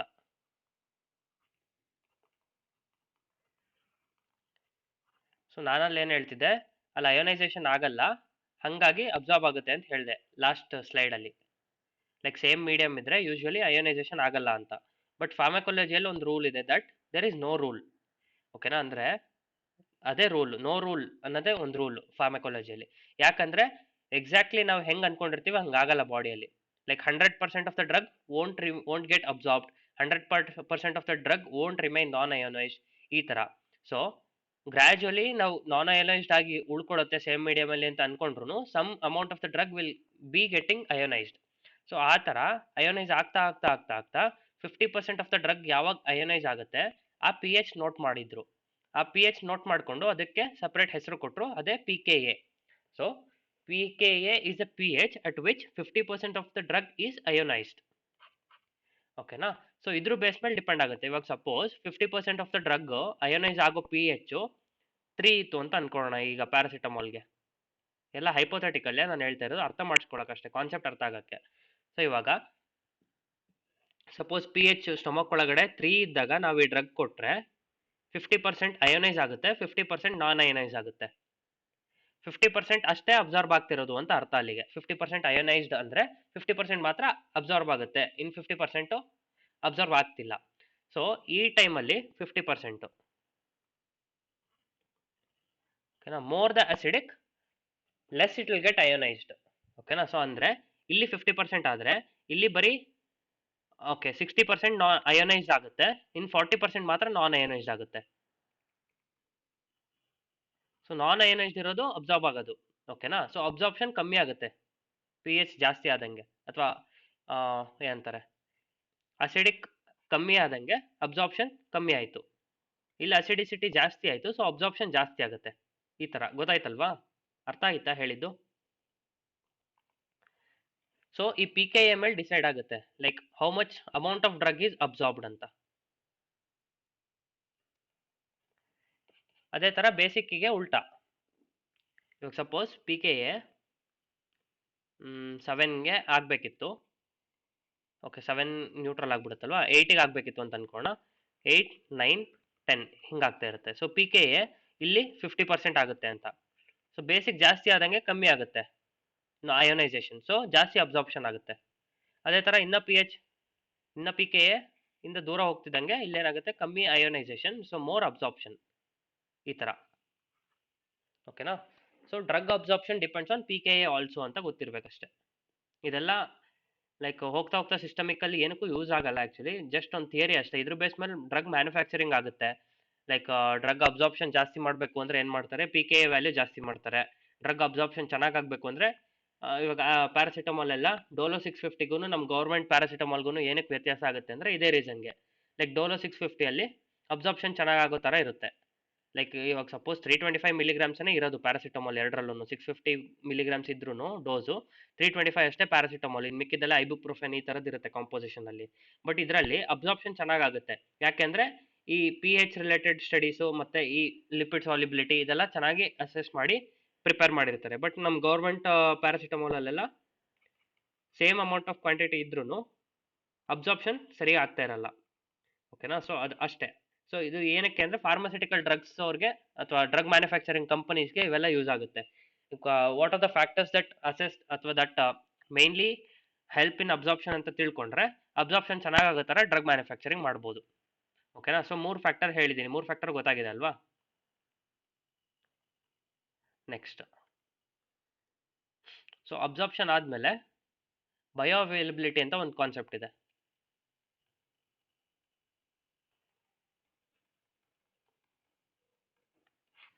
ಆಬ್ವಿಯಸ್ಲಿ ನಾನು ಹೇಳಿದೆ ಒಂದು, ಇವಾಗ ಸಪೋಸ್ ಅದೇ ಪ್ಯಾರಾಸಿಟಮಾಲ್ದ ಎಕ್ಸಾಂಪಲ್ ತೊಗೊಂಡಿದ್ವಲ್ಲ ಅದನ್ನೇ ಹೇಳ್ತೀನಿ. ಇವಾಗ ಪ್ಯಾರಾಸಿಟಮಾಲ್ ಮಾತ್ರೆ ತೊಗೊಂಡ್ವಿ, ಸ್ಟಮಕ್ಕಿಗೆ ಹೋಯ್ತು. ನಾವು ತೊಗೊಂಡಿದ್ದೆಷ್ಟು 650 ಮಿಲಿಗ್ರಾಮ್ ಡೋಲೋ 650 ಟ್ಯಾಬ್ಲೆಟ್ ಅಂತ ಅನ್ಕೋಣ. 650 ಮಿಲಿಗ್ರಾಮ್ ಅಷ್ಟು ಟ್ಯಾಬ್ಲೆಟಲ್ಲಿ ಇದೆ ಡ್ರಗ್ಗಲ್ಲಿ ಕಾಂಪೋಸಿಷನ್. ಅಲ್ಲಿಂದ ಬ್ಲಡ್ ವೆಸಲ್ಗೆ ಹೋಯ್ತು, ಸೊ ಬ್ಲಡ್ಡಿಗೆ ಹೋಯ್ತು, ಅಲ್ಲಿಂದ ಲಿವರ್ಗೆ ಹೋಗುತ್ತೆ. ಬಟ್ ನಾನು ಹೇಳ್ದಂಗೆ ಇಲ್ಲಿ ಫಾರ್ಮಕಾಲಜಿಯಲ್ಲಿ ದೇರ್ ಇಸ್ ನೋ ರೂಲ್. ನಾನು ಕೊಟ್ಟಿದ್ದು 100% ಅಬ್ಸಾರ್ಪ್ಷನ್ ಆಗುತ್ತೆ ಅನ್ನೋ ಯಾವುದೇ ಗ್ಯಾರಂಟಿ ಇಲ್ಲ ನನಗೆ, ಆಯ್ತಾ. ಎಷ್ಟು ಬೇಕಾದರೂ ಅಬ್ಸಾರ್ಪ್ಷನ್ ಆಗ್ಬೋದು. ಬಟ್ ಯೂಶಲಿ ಒಂದು ಡ್ರಗ್ಗಿಗೆ ಅವ್ರು ಸ್ಟಡಿ ಮಾಡ್ತಾ ಹೋದಾಗ ಒಂದು ಡ್ರಗ್ಗಲ್ಲಿ ಕಾನ್ಸ್ಟೆಂಟಾಗಿ ಆಗ್ತಾ ಇತ್ತು ಇದು ಅಬ್ಸಾರ್ಪ್ಷನ್. ಲೈಕ್ ಇವಾಗ ಸಪೋಸ್ 650 ಮಿಲಿಗ್ರಾಮ್ಸ್ ನಾನು ಸ್ಟಮಕಲ್ಲಿ ಕೊಟ್ಟರೆ ಇಲ್ಲಿ ಬ್ಲಡ್ಡಲ್ಲಿ ಅಸೆಸ್ ಮಾಡಿದಾಗ 300 ಮಿಲಿಗ್ರಾಮ್ಸ್ ಅಷ್ಟೇ ಸಿಕ್ತು. ಸೊ 650 ಮಿಲಿಗ್ರಾಮ್ಸ್ ಕೊಟ್ಟರೆ ಅಬ್ಸಾರ್ಪ್ಷನ್ ಆಗ್ತಿರೋದೆಷ್ಟು 300 ಮಿಲಿಗ್ರಾಮ್ಸ್. ಸೊ ಈ ಕ್ವಾಂಟಿಟಿನ ಬಯೋ ಅವೈಲಬಿಲಿಟಿ ಅಂತ ಕರೀತಾರೆ. ಸೊ ಏನಂಗಾದ್ರೆ ಬಯೋ ಅವೈಲಬಿಲಿಟಿ ಅಂದ್ರೆ it is the fraction of the given dose which reaches the systemic circulation. So given dose ಇಂದು fraction of given dose. So ನಾವು ಗಿವನ್ ಡೋಸ್ ಇಲ್ಲಿ ಎಷ್ಟು 650 mg, but which has been absorbed into the systemic circulation. Absorb ಆಗಿದೆ ಎಷ್ಟು 300 milligrams. So ಇದು bio availability. Like ಯಾವ drug ಅಲ್ಲಿ ಎಷ್ಟು ಕ್ವಾಂಟಿಟಿ ಕೊಟ್ಟರೆ ಅದರದ್ದು ಎಷ್ಟು ಪಾರ್ಟ್ ಅವೈಲಬಲ್ ಆಗಿ ಸಿಸ್ಟಮಿಕ್ ಸರ್ಕ್ಯುಲೇಷನ್ ರೀಚ್ ಆಗುತ್ತೆ ಇದು ಗೊತ್ತಿರಬೇಕು. ಯಾಕೆ ಗೊತ್ತಿರಬೇಕು? ಇವಾಗ ಸಪೋಸ್ ಮ್ಯಾಕ್ಸಿಮಮ್ ಡೋಸ್ ಎಷ್ಟು ಕೊಡ್ಬೋದು ನಾವು ಅಂತಲೂ ತಿಳ್ಕೊಳಕ್ಕೆ ಹೆಲ್ಪ್ ಆಗುತ್ತೆ ಇದರಿಂದ, ಆಯ್ತಾ. ಅಬ್ಸಾರ್ಪ್ಷನ್ ಇವಾಗ ನಾನು ಎಷ್ಟು ಡ್ರಗ್ ಕೊಟ್ಟರೆ ಎಷ್ಟು ಅಬ್ಸಾರ್ಪ್ಷನ್ ಆಗುತ್ತೆ ಅದಕ್ಕೆ ಹೆಲ್ಪ್ ಮಾಡುತ್ತೆ. ಸೊ ಅಬ್ಸಾರ್ಪ್ಷನ್ ಬೇಸಿಕಲಿ ಎಲ್ಲ ಡ್ರಗ್ ಮ್ಯಾನುಫ್ಯಾಕ್ಚರಿಂಗಿಗೆ ಹೆಲ್ಪ್ ಆಗುತ್ತೆ. So bio availability more the absorption more the bio availability ಅಷ್ಟೇ. ಅಬ್ಸಾರ್ಪ್ಷನ್ ಚೆನ್ನಾಗಾದ್ರೆ ಬಯೋ ಅವೈಲಬಿಲಿಟಿ ಅಂದ್ರೆ ಸಿಸ್ಟಮಿಕ್ ಸರ್ಕ್ಯುಲೇಷನ್ಗೆ ಜಾಸ್ತಿ ಡ್ರಗ್ ರೀಚ್ ಆಗುತ್ತೆ. ಅಬ್ಸಾರ್ಪ್ಷನ್ ಸರಿಯಾಗಿ ಆಗಲಿಲ್ಲ ಅಂದ್ರೆ ಬಯೋ ಅವೈಲಬಿಲಿಟಿ ಕಮ್ಮಿ ಆಯ್ತಾ. So absorption decides the bio availability of the drug. ಓಕೆನಾ. ಅದೇ ತರ ಇನ್ನೊಂದಿದೆ ಫಸ್ಟ್ ಪಾಸ್ ಮೆಟಬಾಲಿಸಮ್ ಅಂತ. ಸೊ ಇವೆರಡು ಟರ್ಮಿನಾಲಜೀಸ್ ಇಂಪಾರ್ಟೆಂಟ್, ಬಯೋ ಅವೈಲಬಿಲಿಟಿ ಮತ್ತೆ first pass metabolism. Same example paracetamol ಕೊಟ್ಟಿದ್ದೆ ಅಲ್ವಾ, ಅದೇ ಎಕ್ಸಾಂಪಲ್. ಸ್ಟೊಮಕ್ಕಿಗೆ ರೀಚ್ ಆಯಿತು ಒಂದು ಕೊಟ್ಟಿದ್ದ ಡ್ರಗ್ಗು, ಅಲ್ಲಿಂದ ಬ್ಲಡ್ ವೆಸಲ್ಗೆ ಹೋಯ್ತು, ಅಲ್ಲಿಂದ ಲಿವರ್ಗೆ ಹೋಗುತ್ತೆ. ಸೊ ಇಲ್ಲಿ ಲಿವರಲ್ಲಿ ಏನಾಗುತ್ತೆ, ಮೆಟಬಾಲಿಸಮ್ ಆಗುತ್ತೆ. ಸೊ ಲಿವರ್ದ ಕೆಲಸ ಏನು, ಟಾಕ್ಸಿಕ್ ಏನೇ ಇದ್ರು ಅದನ್ನ ಚೆಕ್ ಮಾಡಬೇಕು ಫಸ್ಟು. ಬೇಸಿಕಲಿ ಗೇಟ್ ಕೀಪರ್ ಥರ ಆ್ಯಕ್ಟ್ ಮಾಡುತ್ತಿದ್ದು ನಮ್ಮ GITಗೆ. ಓಕೆನಾ. ಸೊ ಸ್ಟೊಮಕ್ಕಿಗೆ ಏನೇ ಬಂದರೂ ಅದು ಇಂಟೆಸ್ಟೈನ್ಗೆ ಹೋಗೋಕ್ಕಿಂತ ಮುಂಚೆ ಪೋರ್ಟಲ್ ಸರ್ಕ್ಯುಲೇಷನ್ ಮೂಲಕ ಲಿವರಿಗೆ ರೀಚ್ ಆಗಿ ಅಲ್ಲಿಂದ ಚೆಕ್ ಆಗಿ ಅಲ್ಲಿಂದ ಆಮೇಲೆ ಕೆಳಗಡೆ ಬರೋದು ಬಯಲಲ್ಲಿ. ಓಕೆನಾ. ಸೊ ಈ ಮೆಟಬಾಲಿಸಮ್ ಏನು ಲಿವರಲ್ಲಿ ಆಗುತ್ತಲ್ಲ ಇದನ್ನ ಫಸ್ಟ್ ಪಾಸ್ ಮೆಟಬಾಲಿಸಮ್ ಅಂತಾರೆ. ಬಿಕಾಸ್ ಫಸ್ಟ್ ಪಾಸ್ ಆಗೋಕ್ಕಿಂತ ಮುಂಚೆ ಮೆಟಬಾಲಿಸಮ್ ಆಗ್ತಿದೆ ಲಿವರಲ್ಲಿ. ಓಕೆನಾ. ಸೊ ಇದು ಅಷ್ಟೇ ಬಯೋ ಅವೈಲಬಿಲಿಟಿನ ಡಿಸೈಡ್ ಮಾಡುತ್ತೆ. ಇವಾಗ ಜಾಸ್ತಿ ಫಸ್ಟ್ ಪಾಸ್ ಮೆಟಬಾಲಿಸಮ್ ಅಂದ್ರೆ ಏನು, ಮೆಟಬಾಲಿಸಮ್ ಜಾಸ್ತಿ ಆಗ್ತಿದೆ ಅಂದ್ರೆ ಆಬ್ವಿಯಸ್ಲಿ ಬಂದಿದ್ದ ಡ್ರಗ್ ಎಲ್ಲ ಇಲ್ಲೇ ಹೊಡೆದಾಗ್ತಿದೆ ಲಿವರ್ ಅಂತ. So more the first pass metabolism lesser the bioavailability. ಅವಾಗ ಏನಾಯ್ತು, ಸಿಸ್ಟಮಿಕ್ ಸರ್ಕ್ಯುಲೇಷನ್ಗೆ less amount of drug is reaching, hence lesser the bioavailability. So lesser the first pass metabolism more the bioavailability. ಇವಾಗ ನಾನು ಹೇಳ್ದಂಗೆ ಡೋಲೋ 650 ಅವ್ರು ಏನು ಮಾಡಿರ್ತಾರೆ, first pass ಮೆಟಬಾಲಿಸಮ್ನ ಕಮ್ಮಿ ಆಗೋ ಥರ ಡ್ರಗ್ ಮ್ಯಾನುಫ್ಯಾಕ್ಚರಿಂಗ್ ಮಾಡಿರ್ತಾರೆ. Decrease first pass metabolism. So ಕಡಿಮೆ ಆಯಿತು ಅಂದರೆ availability, drug reaching the systemic circulation will be more, hence it will be more effective. ಅದೇ ಥರ ಬೇರೆ ಬೇರೆ ಡ್ರಗ್ಸ್ ಕಂಪೇರ್ ಮಾಡಬೇಕಾದ್ರೆ ಇವಾಗ ಟಾಕ್ಸಿಸಿಟಿ ಯಾವ್ದ್ರಲ್ಲಿ ಆಗೋ ಚಾನ್ಸಸ್ ಜಾಸ್ತಿ, ಮೆಟಬಾಲಿಸಮ್ ಕಮ್ಮಿ ಆಗ್ತಿರೋದ್ರಲ್ಲಿ. ಸೊ ಫಸ್ಟ್ ಪಾಸ್ ಮೆಟಬಾಲಿಸಮ್ ಕಮ್ಮಿ ಇದ್ರೆ ನಾವು ಜಾಸ್ತಿ ಡೋಸಿನ ಡ್ರಗ್ ಕೊಟ್ಬಿಟ್ರೆ ಅದೇನಾಗುತ್ತೆ, ಎಲ್ಲ ಸಿಸ್ಟಮಿಕ್ ಸರ್ಕ್ಯುಲೇಷನ್ ರೀಚ್ ಆಗುತ್ತೆ. ಸೊ ಟಾಕ್ಸಿಸಿಟಿ ಕಾಸ್ ಮಾಡೋ ಚಾನ್ಸಸ್ ಜಾಸ್ತಿ. So lesser the first pass metabolism there is more bio availability, more effective and more chances of toxicity. ಎರಡು. ಇವಾಗ ರಿಸ್ಕ್ ಬೆನಿಫಿಟ್ ರೇಷಿಯೋ ಅನ್ನೋದು ಮೇನ್ ನಮ್ಮ ಫಾರ್ಮಕಾಲಜಿಯಲ್ಲಿ. ಯಾಕಂದ್ರೆ ಯಾವುದೇ ಒಂದು ಡ್ರಗ್ ತಗೊಂಡ್ರು ಸೈಡ್ ಎಫೆಕ್ಟ್ ಇದ್ದೇ ಇದೆ ಆಬ್ವಿಯಸ್ಲಿ. ಇಂಗ್ಲಿಷ್ ಮೆಡಿಸಿನ್ ಮೇಲೆ ಕಂಪ್ಲೇಂಟ್ ಮಾಡೋದೇ ಅದಕ್ಕೆ, ಲೈಕ್ ಸೈಡ್ ಎಫೆಕ್ಟ್ಸ್ ಜಾಸ್ತಿ ಅಂತ. ಸೊ ಯಾವುದೇ ಒಂದು ಡ್ರಗ್ ತಗೊಳ್ತಾ ಇದೀವಿ ಅಂದ್ರೆ ಅದ್ರದ್ದು ರಿಸ್ಕು ಇರುತ್ತೆ, ಬೆನಿಫಿಟ್ಟು ಇರುತ್ತೆ. ಇವಾಗ ಇದನ್ನ ಎಕ್ಸ್ಪ್ಲೇನ್ ಮಾಡೋಕ್ಕೆ ಒಂದು ಡ್ರಗ್ ತಗೊಳ್ಳೋಣ. ಸಪೋಸ್ ಮಯೋಕಾರ್ಡಿಯಲ್ ಇನ್ಫಾಕ್ಷನ್ ಅಲ್ಲಿ ಸ್ಟ್ರೆಪ್ಟೋಕೈನೇಸ್ ಕೊಡ್ತಾರೆ, ಸ್ಟ್ರೆಪ್ಟೋಕೈನೇಸ್ ಅಂತ ಡ್ರಗ್. ಓಕೆನಾ. So this is popularly known as clot buster. So ಇದ್ರ ಮೆಕ್ಯಾನಿಸಮ್ ಅರ್ಥ ಆಗ್ಬೇಕು ಅಂದ್ರೆ ನಮಗೆ ಮಯೋಕಾರ್ಡಿಯಲ್ ಇನ್ಫಾಕ್ಷನ್ ಅಲ್ಲಿ ಏನಾಗುತ್ತೆ ಅಂತ ಗೊತ್ತಿರಬೇಕು. ಮಯೋಕಾರ್ಡಿಯಲ್ ಇನ್ಫಾಕ್ಷನ್ ಅಲ್ಲಿ ಏನಾಗುತ್ತೆ, ಇವಾಗ ಇದು ಹಾರ್ಟ್ ಅಂತ ಅನ್ಕೊಂಡ್ರೆ 4 ಚೇಂಬರ್ ಇರುತ್ತೆ, ಇದ್ರ ಸುತ್ತ ಬ್ಲಡ್ ಸಪ್ಲೈ ಇರುತ್ತೆ. ಸೊ ಇಲ್ಲಿ ಯಾವುದೋ ಒಂದು ಬ್ಲಡ್ ವೆಸಲ್ ಹಾರ್ಟಿಗೆ ಸಪ್ಲೈ ಮಾಡ್ತಿರೋದು coronary blood vessels. Coronary blood vessel fat deposition ಆಗಿ ಇದು ಬ್ಲಾಕ್ ಆಗ್ಬಿಡುತ್ತೆ. ಸೊ ಇವಾಗ ಏನಾಯ್ತು, ಈ ಪಾರ್ಟ್ ಆಫ್ ದ ಮಯೋಕಾರ್ಡಿಯಂಗೆ ಬ್ಲಡ್ ಸಪ್ಲೈ ಆಗ್ತಾ ಇಲ್ಲ. So this part will undergo necrosis. So necrosis ಆಯ್ತು ಅಂದ್ರೆ ಆಬ್ವಿಯಸ್ಲಿ ಮಯೋಕಾರ್ಡಿಯಲ್ ಇನ್ಫಾಕ್ಷನ್ ಆಯ್ತು. ಇಲ್ಲಿ ಈ ಪಾರ್ಟ್ ಆಫ್ ಹಾರ್ಟ್ ವರ್ಕ್ ಆಗ್ತಿಲ್ಲ ಅಂದ್ರೆ ಬ್ಲಡ್ ಸಪ್ಲೈ ಚೆನ್ನಾಗಿ ಆಗಲ್ಲ. ಸೊ ಆಬ್ವಿಯಸ್ಲಿ ಎಲ್ಲ ಸಿಂಪ್ಟಮ್ಸ್ ಮ್ಯಾನಿಫೆಸ್ಟೇಷನ್ ಆಗುತ್ತೆ. ಸೊ ಇವಾಗ ಇದನ್ನ ಮಾಡಬೇಕು, ಇದನ್ನ ರಿಲೀವ್ ಮಾಡಕ್ಕೆ ಏನು ಮಾಡಬೇಕು, ನಾವು ಈ ಕ್ಲಾಟ್ನ ಬರ್ಸ್ಟ್ ಮಾಡಬೇಕು. ಅದಕ್ಕೆ ಏನು ಮಾಡ್ತೀವಿ, ಸ್ಟ್ರೆಪ್ಟೋಕೈನೆಸ್ ಕೊಡ್ತೀವಿ. ಆಯ್ತಾ. ಈ ಸ್ಟ್ರೆಪ್ಟೋಕೈನೆಸ್ ಹೋಗಿ ಇಲ್ಲಿ ಕ್ಲಾಟ್ ಬರ್ಸ್ಟ್ ಮಾಡಬೇಕು. ಬಟ್ ನಮಗೆ ಗೊತ್ತು ಸಿಸ್ಟಮಿಕ್, ಇವಾಗ ಹಾರ್ಟ್ಗೆ ಟಾಪಿಕಲಿ ಅಂತೂ ರೀಚ್ ಆಗಕ್ಕಾಗಲ್ಲ, ಅಂದ್ರೆ ಲೋಕಲಿ ರೀಚ್ ಆಗಕ್ಕಾಗಲ್ಲ ಹಾರ್ಟ್ಗೆ, ಕರೆಕ್ಟಾ. ಸಿಸ್ಟಮಿಕಲಿನೇ ರೀಚ್ ಆಗಬೇಕು. ಸೊ ಸಿಸ್ಟಮಿಕಲಿ ಹಾರ್ಟಿಗೆ ರೀಚ್ ಆಗಬೇಕು ಅಂದ್ರೆ ಬರೀ ಹಾರ್ಟ್ ಮಾತ್ರ ರೀಚ್ ಮಾಡಕ್ ಆಗಲ್ಲ. ಸೊ ಇದು ಹಾರ್ಟಿಗೆ ಹೋಗುತ್ತೆ, ಹಾರ್ಟ್ ಪಂಪ್ ಮಾಡ್ತಿದ್ದಂಗೆ ಎಲ್ಲಾ ಕಡೆ ಬೇರೆ ಎಲ್ಲಾ ಕಡೆಗೂ ಸರ್ಕ್ಯುಲೇಟ್ ಆಗೇ ಆಗುತ್ತೆ.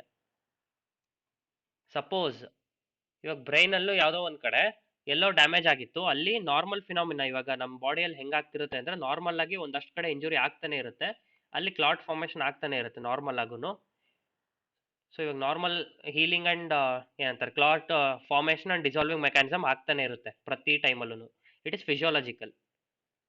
ಸೊ ಸಪೋಸ್ ನಾವು ಕೊಟ್ಟಿದ್ದು ಇವಾಗ ಹೋಗಿ ಬರೀ ಹಾರ್ಟ್ ಮೇಲೆ ಮಾತ್ರ ಆಕ್ಟ್ ಮಾಡಬೇಕಿತ್ತು, ನಾವು ಕೊಟ್ಟಿದ್ದು ಹಾರ್ಟ್ ಸ್ಟ್ರೆಪ್ಟೋಕೈನೆಸ್ ಹೋಗಿ ಬ್ರೈನ್ ಅಲ್ಲಿ ಯಾವುದೋ ಒಂದು ನಾರ್ಮಲ್ ಫಿಸಿಯಾಲಜಿಕಲ್ ಕ್ಲಾಟ್ ಫಾರ್ಮೇಶನ್ ಆಗಿತ್ತು, ಅದನ್ನ ಬರ್ಸ್ಟ್ ಮಾಡ್ಬಿಡುತ್ತೆ. ಅದನ್ನು ಬರ್ಸ್ಟ್ ಆಯ್ತಂದ್ರೆ ಇವಾಗ ಬ್ರೈನ್ ಅಲ್ಲಿ ಬ್ಲೀಡಿಂಗ್ ಆಗಕ್ಕೆ ಶುರು ಆಯ್ತು. So that will cause cerebral ಹೆಮೊರೇಜ್. ಆಯ್ತಾ. ಸೊ ಈ ಕಾರ್ಡಿಯಾಕ್ ಅಲ್ಲಿ ಇದ್ದಿದ್ದ ಕ್ಲಾಟ್ ನ ಬರ್ಸ್ಟ್ ಮಾಡೋದು ನಮಗೆ ಬೇಕಿದ್ದ ಬೆನಿಫಿಟ್, ಬಟ್ ಸೆರೆಬ್ರಲ್ ಹೆಮರೇಜ್ ಆಗೋದು ಅದ್ರ ಸೈಡ್ ಎಫೆಕ್ಟ್. ಸೊ ಇವಾಗ ರಿಸ್ಕ್ ಬೆನಿಫಿಟ್ ರೇಷಿಯೋ ವೇ ಮಾಡ್ಬೇಕು ನಾವು. ಯಾವ್ದು ಇವಾಗ ಬೆನಿಫಿಟ್ ಜಾಸ್ತಿ ಇದೆಯಾ ಅಥವಾ ರಿಸ್ಕ್ ಜಾಸ್ತಿ ಇದೆಯಾ. ಸೊ ಇವಾಗ ನಾನು ಈ ಡ್ರಗ್ ಕೊಡದೇ ಇದ್ರೆ ಪೇಷಂಟ್ ಸತ್ತೋಗ್ತಾನೆ. ಸೊ ನಾನು ಕೊಡ್ತೀನಿ, ಬೆನಿಫಿಟ್ ಜಾಸ್ತಿ ಇದೆ ಈ ಡ್ರಗ್ ಅಲ್ಲಿ, ಸ್ಟ್ರೆಪ್ಟೋಕೈನಸ್ ಅಲ್ಲಿ. ಇಮಿಡಿಯೇಟ್ಲಿ ಕ್ಲಾಟ್ ಬರ್ಸ್ಟ್ ಆಗಲಿ, ಸೆರೆಬ್ರಲ್ ಹೆಮರೇಜ್ ಅಲ್ಲಿ ಇದ್ದಕ್ಕಿದಂಗೆ ವಿತಿನ್ 2 minutes ಎಲ್ಲ ಸತ್ತೋಗಲ್ಲ. ಓಕೆನಾ. ಸೆರೆಬ್ರಲ್ ಹೆಮರೇಜ್ ಆದ್ರೆ ನನಗೆ ಗೊತ್ತಾಗುತ್ತೆ, ಲೈಕ್ ಬಿ ಪಿ ಜಾಸ್ತಿ ಆಗುತ್ತೆ ಅಥವಾ ಏನೋ ಒಂದಷ್ಟು ಮ್ಯಾನಿಫೆಸ್ಟೇಷನ್ಸ್ ಆಗುತ್ತೆ, ಸಿಂಪ್ಟಮ್ಸ್ ಕಾಣಿಸುತ್ತೆ, ಅವಾಗ ಸೆರೆಬ್ರಲ್ ಹೆಮರೇಜ್ ನಾನು ಬೇರೆ ಮೆಕ್ಯಾನಿಸಮ್ಸ್ ಅಲ್ಲಿ ತಡಿತೀನಿ. ಓಕೆನಾ. ಸೊ ಆ ತರ. ಸೊ ಯಾವುದೇ ಒಂದು ಡ್ರಗ್ಗಿಗೂ ರಿಸ್ಕ್ ಬೆನಿಫಿಟ್ ನ ಅಸೆಸ್ ಮಾಡಬೇಕು. ಈ ಡ್ರಗ್ ಇಂದ ರಿಸ್ಕ್ ಜಾಸ್ತಿ ಇದೆಯಾ ಅಥವಾ ಬೆನಿಫಿಟ್ ಜಾಸ್ತಿ ಇದೆಯಾ ಅಂತ. ಬೆನಿಫಿಟ್ ಜಾಸ್ತಿ ಇದ್ರೆ ಮಾತ್ರ ಯೂಸ್ ಮಾಡೋದು, ರಿಸ್ಕ್ ಜಾಸ್ತಿ ಇತ್ತು ಅಂದ್ರೆ ಯೂಸ್ ಮಾಡಲ್ಲ. ಓಕೆನಾ. ಸೊ ಇದೊಂದು ರಿಸ್ಕ್ ಬೆನಿಫಿಟ್ ರೇಷಿಯೋ ಬಗ್ಗೆ ಗೊತ್ತಿರಬೇಕು. ಸೊ ಇವಾಗ ನಾನು ಸುಮಾರು ಮೆಕ್ಯಾನಿಸಮ್ಸ್ ಮತ್ತೆ ಸುಮಾರು ಟರ್ಮಿನಾಲಜೀಸ್ ಬಗ್ಗೆ ಮಾತಾಡಿದ್ದೀನಿ. ಏನೇನಂದ್ರೆ ಫಸ್ಟ್ ಅಬ್ಸಾರ್ಪ್ಷನ್ ಬಗ್ಗೆ ಹೇಳಿದೆ, ಅದಾದ್ಮೇಲೆ ಬಯೋ ಅವೈಲಬಿಲಿಟಿ ಬಗ್ಗೆ ಹೇಳಿದೆ, fraction of the given dose that has reach the systemic circulation. ಅದಾದ್ಮೇಲೆ ಫಸ್ಟ್ ಪಾಸ್ ಮೆಟಬಾಲಿಸಮ್ ಅಂದ್ರೆ the metabolism that occurs at liver as soon as the drug is absorbed. ಓಕೆನಾ. ಅದು first pass metabolism. ಅದಾದ್ಮೇಲೆ next ಮಾತಾಡಿದ್ದು ನಾನು risk benefit ratio.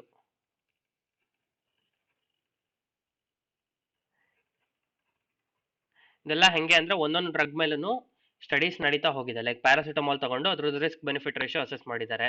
ಅದೇ ತರ ಅದ್ರದ್ದು ಫಸ್ಟ್ ಪಾಸ್ ಮೆಟಬಾಲಿಸಮ್ ಅಸೆಸ್ ಮಾಡಿದ್ದಾರೆ, ಅದ್ರದ್ದು ಅಬ್ಸಾರ್ಪ್ಷನ್ ಅಸೆಸ್ ಮಾಡಿದ್ದಾರೆ, ಬಯೋ ಅವೈಲಬಿಲಿಟಿ ಅಸೆಸ್ ಮಾಡಿದ್ದಾರೆ. ಸೊ ಪ್ರತಿಯೊಂದು ಡ್ರಗ್ ಯಾವುದೇ ಒಂದು ಹೊಸ ಡ್ರಗ್ ಮಾರ್ಕೆಟಿಗೆ ಬರುತ್ತೆ ಅಂದ್ರೆ ಇವೆಲ್ಲ ಸ್ಟಡೀಸ್ ಆಗಿ ಬಂದಿರುತ್ತೆ. ಹಂಗಾಗಿ ಫಾರ್ಮಕಾಲಜಿಸ್ಟ್ ಆದವನ್ಗೆ ಈ ಜನರಲ್ ಫಾರ್ಮಕಾಲಜಿ ಚೆನ್ನಾಗಿರ್ಬೇಕು. ಅವನ್ಗೆ ಸಿಸ್ಟಮಿಕ್ ಇದೆಲ್ಲ ಫಿಸಿಷಿಯನ್ಸ್ ಅಥವಾ ಟ್ರೀಟಿಂಗ್ ಪರ್ಸನಾಲಿಟೀಸ್ಗೆಲ್ಲ ಸಿಸ್ಟಮಿಕ್ ಫಾರ್ಮಕಾಲಜಿ ಚೆನ್ನಾಗಿರ್ಬೇಕು. ಓಕೆನಾ. ಸೊ ಇದು ಅಬ್ಸಾರ್ಪ್ಷನ್ ಆಯ್ತು. ಇದರಲ್ಲಿ ಹೆಂಗೆ ಅಂದ್ರೆ ಬಯೋ ಅವೈಲಬಿಲಿಟಿ ಕ್ಯಾಲ್ಕುಲೇಷನ್ಗೆಲ್ಲ ಕರ್ವ್ ಹಾಕಿ ಇದೆಲ್ಲ ಮಾಡ್ತಾರೆ. ಲೈಕ್ ಹೆಂಗ್ ಕ್ಯಾಲ್ಕುಲೇಟ್ ಮಾಡ್ತಾರೆ ಬಯೋ ಅವೈಲಬಿಲಿಟಿ ಬೇಸಿಕಲಿ ಅಂದ್ರೆ ಒಂದು ಗ್ರಾಫ್ ಹಾಕೋತಾರೆ. ಎಕ್ಸ್ ಆಕ್ಸಿಸ್ ಅಲ್ಲಿ ಟೈಮು, ವೈ ಆಕ್ಸಿಸ್ ಅಲ್ಲಿ ಪ್ಲಾಸ್ಮಾ ಕಾನ್ಸಂಟ್ರೇಷನ್. ಲೈಕ್ ನಾವು ಕೊಟ್ಟಿದ್ದ ಡ್ರಗ್ ಪ್ಲಾಸ್ಮಾದಲ್ಲಿ ಎಷ್ಟಿದೆ ಕಾನ್ಸಂಟ್ರೇಷನ್ ಅಂತ. ಸೊ ಕೊಟ್ಟಾಗ ಇರಲ್ಲ, ಅಬ್ಸಾರ್ಪ್ಷನ್ ಆದ್ಮೇಲೆ ಒಂದಷ್ಟೊತ್ತು ಅಬ್ಸಾರ್ಪ್ಷನ್ ಆದ್ಮೇಲೆ ಪೀಕ್ ಅಲ್ಲಿ ಇರುತ್ತೆ, ಆಮೇಲೆ ಗ್ರಾಜುಯಲಿ ಮೆಟಬಾಲಿಸಮ್ ಆಗ್ತಾ ಬರುತ್ತೆ, ಎಕ್ಸ್ಕ್ರೀಷನ್ ಆಗ್ತಾ ಬರುತ್ತೆ, it will gradually come down. So plasma concentration versus time graph ಹಿಂಗಿರುತ್ತೆ. ಇವಾಗ ಸಪೋಸ್ ನಾವು 100 ಮಿಲಿಗ್ರಾಮ್ ಅಷ್ಟು ಡ್ರಗ್ ಕೊಟ್ಟಿದ್ದೀವಿ, 100 ಮಿಲಿಗ್ರಾಮ್. ಓಕೆನಾ. So area under this curve ಇದೇನ್ ಹೇಳುತ್ತೆ ಅಂದ್ರೆ amount of drug available in the systemic circulation ಅಥವಾ in plasma. So this is nothing but bioavailability. So ಈ ತರ ಎಲ್ಲ ಡ್ರಗ್ಗಿಗೂ ಗ್ರಾಫ್ ಪ್ಲಾಟ್ ಮಾಡಿ ಅದ್ರ area under the curve calculate ಮಾಡಿ ಒಂದು ರೇಷಿಯೋ ಬರುತ್ತೆ ಅಥವಾ ಒಂದು ವ್ಯಾಲ್ಯೂ ಬರುತ್ತೆ, ನಂಬರ್ ನ್ಯೂಮರಿಕಲ್ ವ್ಯಾಲ್ಯೂ, ಅದನ್ನ ನೋಟ್ ಮಾಡಿ ಇಟ್ಟಿರ್ತಾರೆ ಆ ತರ. ಸೊ ಇವಾಗ ನೆಕ್ಸ್ಟ್ ಟೈಮು ಯಾರೋ ಒಬ್ಬ ಇನ್ನೊಬ್ಬ ಅವ್ನು ಅಸೆಸ್ ಮಾಡಬೇಕು ಅಂದ್ರೆ ಇವಾಗ ನಾನು 100 ಗ್ರಾಮ್ ಪ್ಯಾರಾಸಿಟಮಾಲ್ ಕೊಟ್ರೆ ಇಷ್ಟು ಅವರ್ ಅಲ್ಲಿ ಲೈಕ್ ಅವನಿಗೆ ಟೈಮ್ ಗೊತ್ತಾಗುತ್ತೆ. ಇವಾಗ 1 ಅವರ್ಗೆ 100 ಮಿಲಿಗ್ರಾಮ್ಸ್, ಇವಾಗ ಸಪೋಸ್ 300 ಮಿಲಿಗ್ರಾಮ್ಸ್ ಪ್ಯಾರಾಸಿಟಮಾಲ್ ಕೊಟ್ಟಿದ್ದೀವಿ, ಇಲ್ಲಿ ಮ್ಯಾಕ್ಸಿಮಮ್ ಕಾನ್ಸಂಟ್ರೇಷನ್ 100 ಮಿಲಿಗ್ರಾಮ್ ಇದೆ. ಸೊ ನಾನು ಪ್ಯಾರಾಸಿಟಮಾಲ್ ಟ್ಯಾಬ್ಲೆಟ್ನ 300 ಮಿಲಿಗ್ರಾಮ್ ಕೊಟ್ರೆ 1 ಅವರ್ಗೆ 100 ಮಿಲಿಗ್ರಾಮ್ ಅಷ್ಟು ಪೀಕ್ ಆಗುತ್ತೆ, 2.5 hours ಅದರ ಆಕ್ಷನ್ ಇರುತ್ತೆ. ಸೊ ಇಷ್ಟು ಈ ಗ್ರಾಫ್ ಅಲ್ಲಿ ಸ್ಟಡಿ ಗೊತ್ತಾಗೋಯ್ತು. ಆಯ್ತಾ. ಸೊ ನಾವೇನ್ ಮಾಡ್ಬೇಕು ಇವಾಗ, ಆಬ್ವಿಯಸ್ಲಿ ಜ್ವರ ಬಂದಿದೆ ಅಂದ್ರೆ ಜ್ವರಕ್ಕೆ ಕೊಟ್ರೆ ಒನ್ ಅವರ್ ಆದ್ಮೇಲೆ ಪೀಕ್ ಆಗುತ್ತೆ. ಸೊ 1 ಅವರ್ ಆದ್ಮೇಲೆ ಕಮ್ಮಿ ಆಗುತ್ತೆ, ನುಂಗ್ತಿದಂಗೆ ಕಮ್ಮಿ ಆಗಲ್ಲ. ಸೊ 1 ಅವರ್ ವೆಯ್ಟ್ ಮಾಡ್ಬೇಕು ಅವ್ರು ಮಾತ್ರೆ ತಗೊಂಡು. ಆಮೇಲೆ 2.5 hours ಆದ್ಮೇಲೆ ಕಮ್ಮಿ ಆಗ್ಲಿಲ್ಲ ಅಂದ್ರೆ ಮತ್ತೆ ನೆಕ್ಸ್ಟ್ ಇನ್ನೊಂದು ಟ್ಯಾಬ್ಲೆಟ್, ಆ ತರ. ಸೊ ಬೇಸಿಕಲಿ ಟೈಮು ಮತ್ತೆ ಕಾನ್ಸಂಟ್ರೇಷನ್ ಗ್ರಾಫ್ ಇದು. ಇದ್ರ ಬೇಸ್ ಮೇಲೆ ಬಯೋ ಅವೈಲಬಿಲಿಟಿ ಅಸೆಸ್ ಆಗುತ್ತೆ, ಜೊತೆಗೆ ಆಕ್ಷನ್, ಮೋಡ್ ಆಫ್ ಆಕ್ಷನ್ ಇದೆಲ್ಲ ಅಸೆಸ್ ಮಾಡ್ಕೋಬಹುದು. ಪ್ರತಿಯೊಂದು ಡ್ರಗ್ಗಿಗೂ ಇದೇ ತರ ನಡೆಯುತ್ತೆ. ಬಯೋ ಅವೈಲಬಿಲಿಟಿ ಕಂಡುಹಿಡಿತಾರೆ, ಪ್ಲಾಸ್ಮಾ ಕಾನ್ಸಂಟ್ರೇಷನ್ ಎಷ್ಟಿರುತ್ತೆ, ಟೈಮ್ ಎಷ್ಟಿರುತ್ತೆ, ಏರಿಯಾ ಅಂಡರ್ ದ ಕಾನ್ಸಂಟ್ರೇಷನ್ ಕಂಡುಹಿಡಿದು ಮಾಡ್ತಾರೆ. ಆಯ್ತಾ. ಸೊ ನೆಕ್ಸ್ಟ್ ಇನ್ನೊಂದು ಟರ್ಮಿನಾಲಜಿ ಬಂದಿದೆ, ಬಯೋ ಈಕ್ವಿವೇಲೆನ್ಸ್ ಅಂತ. ಓಕೆ, ಬಯೋ ಈಕ್ವಿವೇಲೆನ್ಸ್ ಅಂದ್ರೆ ಏನು? ಇವಾಗ ಸಪೋಸ್ ನಾನು ಹೇಳ್ದಂಗೆ 2 ಬ್ರ್ಯಾಂಡ್ಸ್ ಸೇಮ್ ಡ್ರಗ್ ನ ಮ್ಯಾನುಫ್ಯಾಕ್ಚರ್ ಮಾಡ್ತಾರೆ. ಸೊ ಇವಾಗ ಆಬ್ವಿಯಸ್ಲಿ ಮಾರ್ಕೆಟ್ ಅಲ್ಲಿ ಇವೆರಡರ ಕಂಪ್ಯಾರಿಸನ್ ನಡೆಯುತ್ತೆ. ಕಂಪೇರ್ ಮಾಡಿ ಎರಡರದು ಏನ್ ಕಂಪೇರ್ ಮಾಡ್ತಾರೆ ಹಂಗಾದ್ರೆ ಅಂದ್ರೆ ಬಯೋ ಅವೈಲಬಿಲಿಟಿ ಕಂಪೇರ್ ಮಾಡ್ತಾರೆ.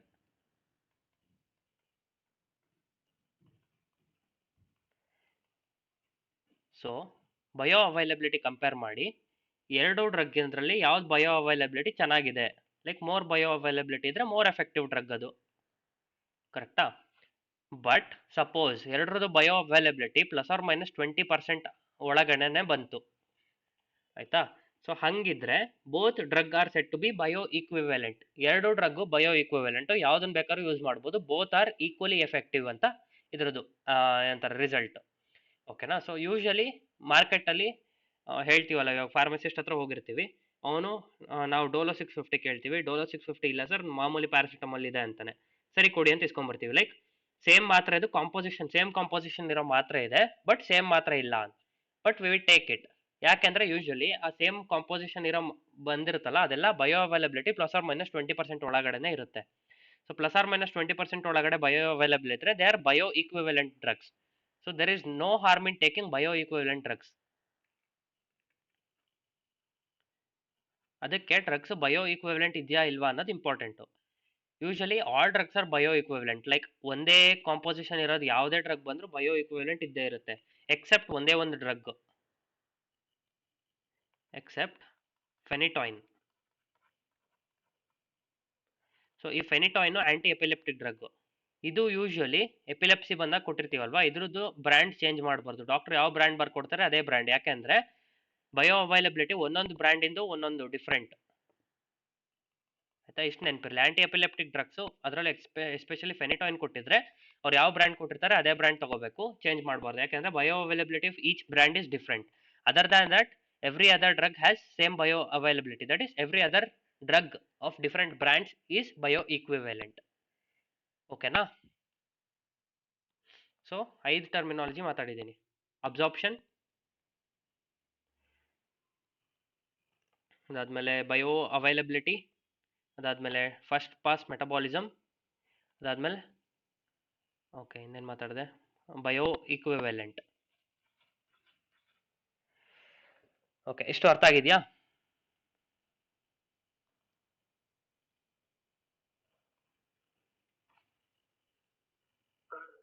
ಓಕೆ.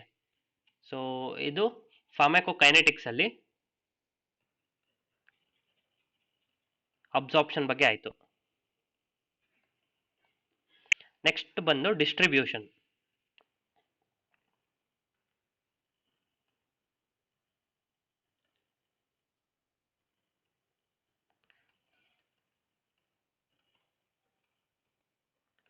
ಸೊ ಡಿಸ್ಟ್ರಿಬ್ಯೂಷನ್ ಅಂದ್ರೆ ಏನು? ಸೊ ನಾವು ಕೊಟ್ಟಿದ್ದ drug, amount of drug that goes into tissues, ಇದನ್ನ ಡಿಸ್ಟ್ರಿಬ್ಯೂಷನ್ ಅಂತಾರೆ. ಸೊ ಬ್ಲಡ್ಡಿಗೆ ಹೋಯ್ತು, ಬ್ಲಡ್ಡಿಗೆ ಹೋಗಿದ್ದು ಅಬ್ಸಾರ್ಪ್ಷನ್ ಆಯ್ತು ಅಷ್ಟೇ.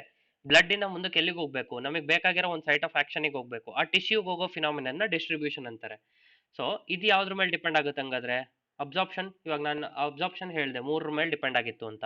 ಯಾವ್ಯಾವುದು? ಒಂದು ಲಿಪಿಡ್ ಸಾಲ್ಯುಬಲ್ ಅಲ್ವಾ, ಇನ್ನೊಂದು ಫಾರ್ಮ್ ಆಫ್ ದ ಡ್ರಗ್, ಅದು ನಾನ್ ಅಯೋನೈಸ್ಡ್ ಅಯೋನೈಸ್ಡ್, ಇನ್ನೊಂದು pH. ಸೊ ಅದೇ ತರ distribution depends on drug ability of the drug to cross the membranes, that is lipid solubility again.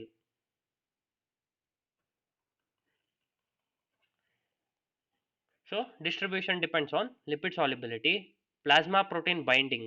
ಇದು ಯಾಕೆ ಅಂತ ಹೇಳ್ತೀನಿ ಈಗ within some minutes. ಅದಾದ್ಮೇಲೆ it also depends on barriers. Barriers ಅಂದ್ರೆ ಏನು? ಇವಾಗ ನಮಗೆ ಗೊತ್ತಿರೋಂಗೆ ಬ್ಲಡ್ ಬ್ರೈನ್ ಬ್ಯಾರಿಯರ್ ಅಂತ ಒಂದಿದೆ, ಬ್ಲಡ್ ಟೆಸ್ಟಿಸ್ ಬ್ಯಾರಿಯರ್ ಅಂತ ಒಂದಿದೆ. ಪ್ರೆಗ್ನೆಂಟ್ ಲೇಡಿ ಏನಾದ್ರು ಆಗಿದ್ರೆ ಬ್ಲಡ್ ಪ್ಲಾಸೆಂಟಲ್ ಬ್ಯಾರಿಯರ್ ಅಂತ ಕ್ರಿಯೇಟ್ ಆಗಿರುತ್ತೆ. ಸೊ ಡ್ರಗ್ ಡಿಸ್ಟ್ರಿಬ್ಯೂಷನ್ ಆಗಬೇಕು ಅಂದ್ರೆ ಇವಾಗ ಸಪೋಸ್ ಪ್ಲಾಸೆಂಟಾ ರಿಲೇಟೆಡ್ ಯಾವುದೋ ಒಂದು ಡ್ರಗ್ ಕೊಟ್ಟಿದೀವಿ, ಸೊ ಡ್ರಗ್ ಪ್ಲಾಸೆಂಟಾ ಹೋಗುತ್ತಾ ಇಲ್ವೋ ಗೊತ್ತಾಗ್ಬೇಕಲ್ವಾ. ಸೊ ಅದು ಈ ಬ್ಯಾರಿಯರ್ನ ಕ್ರಾಸ್ ಮಾಡುತ್ತಾ ಇಲ್ವಾ ಅನ್ನೋದ್ರ ಮೇಲೆ ಡಿಪೆಂಡ್ ಆಗುತ್ತೆ. ಅದೇ ತರ ಪ್ಲಾಸ್ಮಾ ಪ್ರೋಟೀನ್ ಬೈಂಡಿಂಗ್ ಯಾಕೆ ಅಂದ್ರೆ, ಇವಾಗ ನಮಗೆ ಗೊತ್ತಿರೋ ಹಂಗೆ ನಾವು ಕೊಟ್ಟಿದ್ದ ಡ್ರಗ್ ಬ್ಲಡ್ ಅಲ್ಲಿದೆ,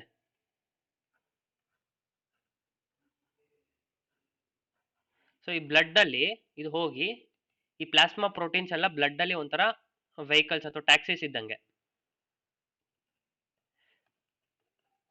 ಸೊ ಈ ಟ್ಯಾಕ್ಸಿಗೆ ಇವಾಗ ನಾವು ಇಲ್ಲಿಂದ ಕಳಿಸಿದ್ದು, ಲೈಕ್ ಇದು ಏರ್ಪೋರ್ಟ್ ಇಂದ ಸ್ಟಮಕ್ ಇಂದ ಬ್ಲಡ್ಗೆ ಹೋಗಿದ್ದು, like we have just sent it from one city to another city. ಅದನ್ನ ಏರ್ಪೋರ್ಟ್ ಅಲ್ಲಿ ಇದೆ. ಏರ್ಪೋರ್ಟ್ ಅಲ್ಲಿ ಆ ಸಿಟಿಗೆ ರೀಚ್ ಆದ್ಮೇಲೆ ಅಲ್ಲಿಂದ ಲೋಕಲ್ ಸೈಟ್ ಆಫ್ ಆಕ್ಷನ್ ಹೋಗ್ಬೇಕು ಅಂದ್ರೆ it should hire some taxi. So the drug hires this taxi, that is plasma proteins. So plasma proteins are taxi. So based on the capacity of binding, ಅಂದ್ರೆ ಎಷ್ಟು ಬೇಗ plasma ಅಂದ್ರೆ ಇವಾಗ plasma protein binding ಅಂದ್ರೆ ಏನು? ಇವಾಗ usually 2 plasma proteins help ಆಗುತ್ತೆ ಇದ್ರಲ್ಲಿ, ಆಯ್ತಾ. ಒಂದು ಆಲ್ಬ್ಯುಮಿನ್ನು, ಇನ್ನೊಂದು ಆಲ್ಫಾ ಗ್ಲೈಕೋಪ್ರೋಟೀನ್ ಅಂತ. ಸೊ ಇದು ಹೆಂಗೆ ಅಂದ್ರೆ ಅಸಿಡಿಕ್ ಡ್ರಗ್ ಒಂದಕ್ಕೆ ಬೈಂಡ್ ಆಗುತ್ತೆ. Acidic drug usually binds to albumin, basic drug usually binds to alpha glycoprotein, basic drugs. So ಇವಾಗ ಹೆಂಗೆ ಅಂದ್ರೆ ನಾವು ಪ್ಯಾರಾಸಿಟಮಾಲ್ ಕಳಿಸಿದೀವಿ, ಆಯ್ತಾ. ಸ್ಟೊಮಕ್ ಇಂದ ಬ್ಲಡ್ಡಿಗೆ ಹೋಗಿದೆ ಪ್ಯಾರಾಸಿಟಮಾಲ್. ಬ್ಲಡ್ಡಿಗೆ ಹೋದ್ಮೇಲೆ ಇಟ್ ಈಸ್ ಅಸಿಡಿಕ್ ಡ್ರಗ್, ನಮಗೆ ಗೊತ್ತು. So acidic drug it will go and bind to this albumin. So albumin is a taxi. So this will take paracetamol to the site of action. ಅಲ್ಲಿಂದ ಎಲ್ಲಿಗೆ ಹೋಗುತ್ತದು? ಬ್ರೈನಿಗೆ ಹೋಗ್ಬೇಕು ಇವಾಗ paracetamol, ಯಾಕಂದ್ರೆ ಬ್ರೈನಲ್ಲಿ ಇರೋದು thermostat, ಅದ್ರ local site of action. So it will bind with this albumin. ಇವಾಗ albumin ಇದು paracetamol. So ಈಗ ಯಾಕೆ ಬೈಂಡ್ ಆಗಬೇಕು ಅಂದ್ರೆ basically it should not get degraded, ಆಯ್ತಾ. ಅಂದ್ರೆ ಇವಾಗ ನನಗೆ ಈ ಪ್ಯಾರಾಸಿಟಮಾಲಿಗೆ ದಾರಿ ಗೊತ್ತಿಲ್ಲ, ಬಟ್ ಆಲ್ಬ್ಯುಮಿನ್ ಅಲ್ಲಿದೆ ಲೋಕಲ್ ಟ್ಯಾಕ್ಸಿ. ಸೊ ಆಲ್ಬ್ಯುಮಿನಿಗೆ ದಾರಿ ಗೊತ್ತಿದೆ ಬ್ರೈನಿಗೆ ಹೆಂಗ್ ರೀಚ್ ಆಗಬೇಕು ಅಂತ. So it will take paracetamol to brain. ಆಮೇಲೆ ಬ್ರೈನಲ್ಲಿ ತನ್ನ ಕೆಲಸ ತಾನು ಮುಗಿಸುತ್ತೆ ಪ್ಯಾರಾಸಿಟಮಾಲ್. ಆಮೇಲೆ ಮತ್ತೆ ವಾಪಸ್ ಪ್ಲಾಸ್ಮಾ ಪ್ರೋಟೀನ್ ಬೈಂಡ್ ಆಗಿ ವಾಪಸ್ ಬಂದು ಲಿವರಿಗೆ ಹೋಗುತ್ತೆ, ಅಲ್ಲಿಂದ ಕಿಡ್ನಿಗೆ ಹೋಗುತ್ತೆ, ಅಲ್ಲಿಂದ ಎಕ್ಸ್ಕ್ರೀಟ್ ಆಗುತ್ತೆ. ಓಕೆನಾ, ಈ ತರ ಆಗ್ತಾ ಇರುತ್ತೆ ಆಕ್ಷನ್. ಸೊ ನಾನು ಯೂಶಲಿ ನಮ್ಮ ಮನೆ ಪಕ್ಕ ಎಲ್ಲ ಸಣ್ಣ ಮಕ್ಕಳು ತುಂಬಾ ಜನ ಇದ್ದಾರೆ. ಯಾವುದೋ ಒಂದು ಮಗು ಇವಾಗ ಮಾತ್ರೆ ನುಂಗ್ಬೇಕು, ನಾನು ಹುಷಾರಿಲ್ಲ ಅಂತಂದ್ರೆ, ಅಲ್ಲ ನೀನ್ ತಲೆಗೆ ಇವಾಗ ಸಪೋಸ್ ಹೊಟ್ಟೆಗೆ ಮಾತ್ರೆ ನುಂಗಿದ್ರೆ ತಲೆನೋವು ಹೆಂಗ್ ಕಮ್ಮಿ ಆಗುತ್ತೆ ಅಂತ ಕೇಳ್ತೀನಿ. ಸೊ ಅದೇ ಮೆಕ್ಯಾನಿಸಮ್ ಇಲ್ಲಿ, ಓಕೆನಾ. ಬ್ಲಡ್ಡಿಗೆ ಅಬ್ಸಾರ್ಪ್ಷನ್ ಆಯ್ತು, ಅಲ್ಲಿಂದ ಪ್ಲಾಸ್ಮಾ ಪ್ರೋಟೀನಿಗೆ ಬೈಂಡ್ ಆಯ್ತು, ಅಲ್ಲಿಂದ ಬ್ರೈನ್ ಅಥವಾ ಲೋಕಲ್ ಸೈಟ್ ಆಫ್ ಆಕ್ಷನ್ಗೆ ರೀಚ್ ಆಯ್ತು, ಅಲ್ಲಿಂದ ವಾಪಸ್ ಮೆಟಾಬಾಲಿಸಮ್ ಆಯ್ತು, ಆಮೇಲೆ ಎಕ್ಸ್ಕ್ರೀಷನ್ ಆಯ್ತು. ಸೊ ಪ್ಲಾಸ್ಮಾ ಪ್ರೋಟೀನ್ ಬೈಂಡಿಂಗ್ ಹೆಂಗ್ ಇದನ್ನ like depend, how does distribution depends on plasma protein binding ಅಂದ್ರೆ if it binds good with plasma protein. So binding ತುಂಬಾ ಚೆನ್ನಾಗಿತ್ತು ಅಂದ್ರೆ ಇವಾಗ ಏನಾಗುತ್ತೆ, ಬೇಸಿಕಲಿ ಟ್ಯಾಕ್ಸ್ ಇಂದ ಇಳಿಯೋದೇ ಇಲ್ಲ paracetamol if the binding is too good. So it will just keep on revolving in the city in the taxi it self. So ಅವಾಗ ಅದ್ರ ಕೆಲಸ ಏನ್ ಬಂದಿದೆ ಅದು ಮರ್ತೇ ಬಿಡುತ್ತೆ. ಸೊ ಆಕ್ಷನ್ ಕಮ್ಮಿ ಆಯ್ತು. ಓಕೆ ಅಲ್ವಾ, ಅರ್ಥ ಆಗ್ತಿದೆ ಅಲ್ವಾ. ಸೊ ನಾನು ಸಿಂಪಲ್ ಆದಷ್ಟು ಬೆಟರ್ ಎಕ್ಸಾಂಪಲ್ ಕೊಡಕ್ಕೆ ಟ್ರೈ ಮಾಡ್ತಾ ಇದ್ದೀನಿ. ಸೊ ಇವಾಗ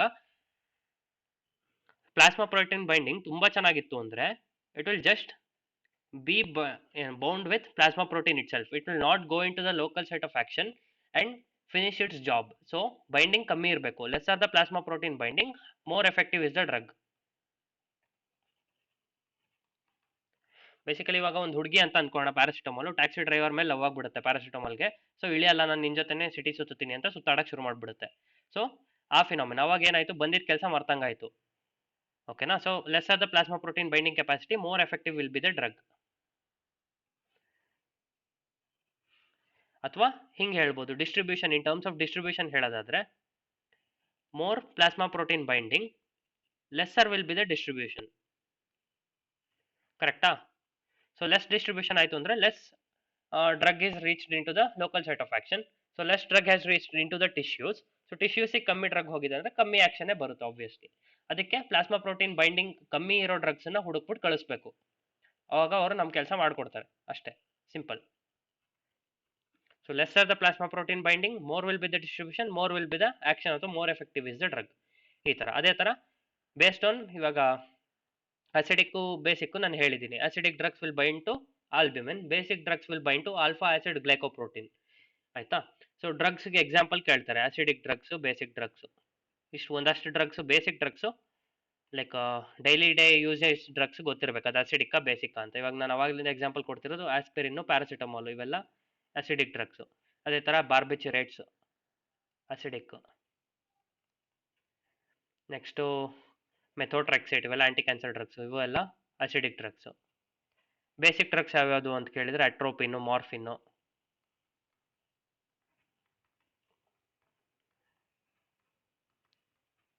ಇವೆಲ್ಲ ಬೇಸಿಕ್ ಡ್ರಗ್ಸ್. ಅದೇ ತರ ಆಂಫಿಟಮೈನ್ಸ್ ಅಂತ ಬರುತ್ತೆ, ಇವೆಲ್ಲ ಯೂಫೋರಿಯಾ ಕ್ರಿಯೇಟ್ ಮಾಡೋ ಡ್ರಗ್ಸ್. ಯೂಶಲಿ ಇವೆಲ್ಲ ಒಂಥರ ಹೆಂಗೆ ಅಂದ್ರೆ ಪ್ರಾಪರ್ ಡ್ರಗ್ ಅಬ್ಯೂಸ್ ಆಗುತ್ತಲ್ಲ ಆ ಡ್ರಗ್ಸ್, ಮಾರ್ಫಿನು, ಆಂಫಿಟಮೈನು, ಕೊಕೇನು, ಇವೆಲ್ಲ. ಸೊ ಅವೆಲ್ಲ ಬೇಸಿಕ್ ಡ್ರಗ್ಸ್. ಓಕೆನಾ. ಇವೆಲ್ಲ ಹೋಗಿ ಆಸಿಡ್ ಗ್ಲೈಕೋಪ್ರೋಟೀನಿಗೆ ಬೈಂಡ್ ಆಗುತ್ತೆ. ಅದೇ ಆಲ್ಬ್ಯುಮಿನ್ ಹೋಗಿ ಆಸಿಡಿಕ್ ಡ್ರಗ್ಸ್ ಆಲ್ಬ್ಯುಮಿನಿಗೆ ಬೈಂಡ್ ಆಗುತ್ತೆ. ಎಷ್ಟು ಗೊತ್ತಾಯ್ತಲ್ವಾ. ಓಕೆ. ಸೊ ಇಷ್ಟಾದ್ಮೇಲೆ ಮೂರು ಫ್ಯಾಕ್ಟರ್ಸ್ ಹೇಳಿದ್ದೆ ನಾನು ಯಾವ್ಯಾವ್ದು ಅಫೆಕ್ಟ್ ಮಾಡುತ್ತೆ ಇದನ್ನ ಅಂತ. ಒಂದು ಲಿಪಿಡ್ ಸಾಲ್ಯುಬಿಲಿಟಿ, ಇನ್ನೊಂದು ಪ್ಲಾಸ್ಮಾ ಪ್ರೋಟೀನ್ ಬೈಂಡಿಂಗ್ ಕೆಪಾಸಿಟಿ, ಇನ್ನೊಂದು ಬಂದು ಬ್ಯಾರಿಯರ್ಸ್. ಸೊ ಬ್ಯಾರಿಯರ್ಸ್ ನಾನು ಹೇಳ್ದಂಗೆ 3-4 ಬ್ಯಾರಿಯರ್ಸ್ ಇದೆ. ಸೊ 2 ಬ್ಯಾರಿಯರ್ ಬಗ್ಗೆ ಡಿಸ್ಕಸ್ ಮಾಡೋಣ. ಒಂದು ಬ್ಲಡ್ ಬ್ರೈನ್ ಬ್ಯಾರಿಯರ್.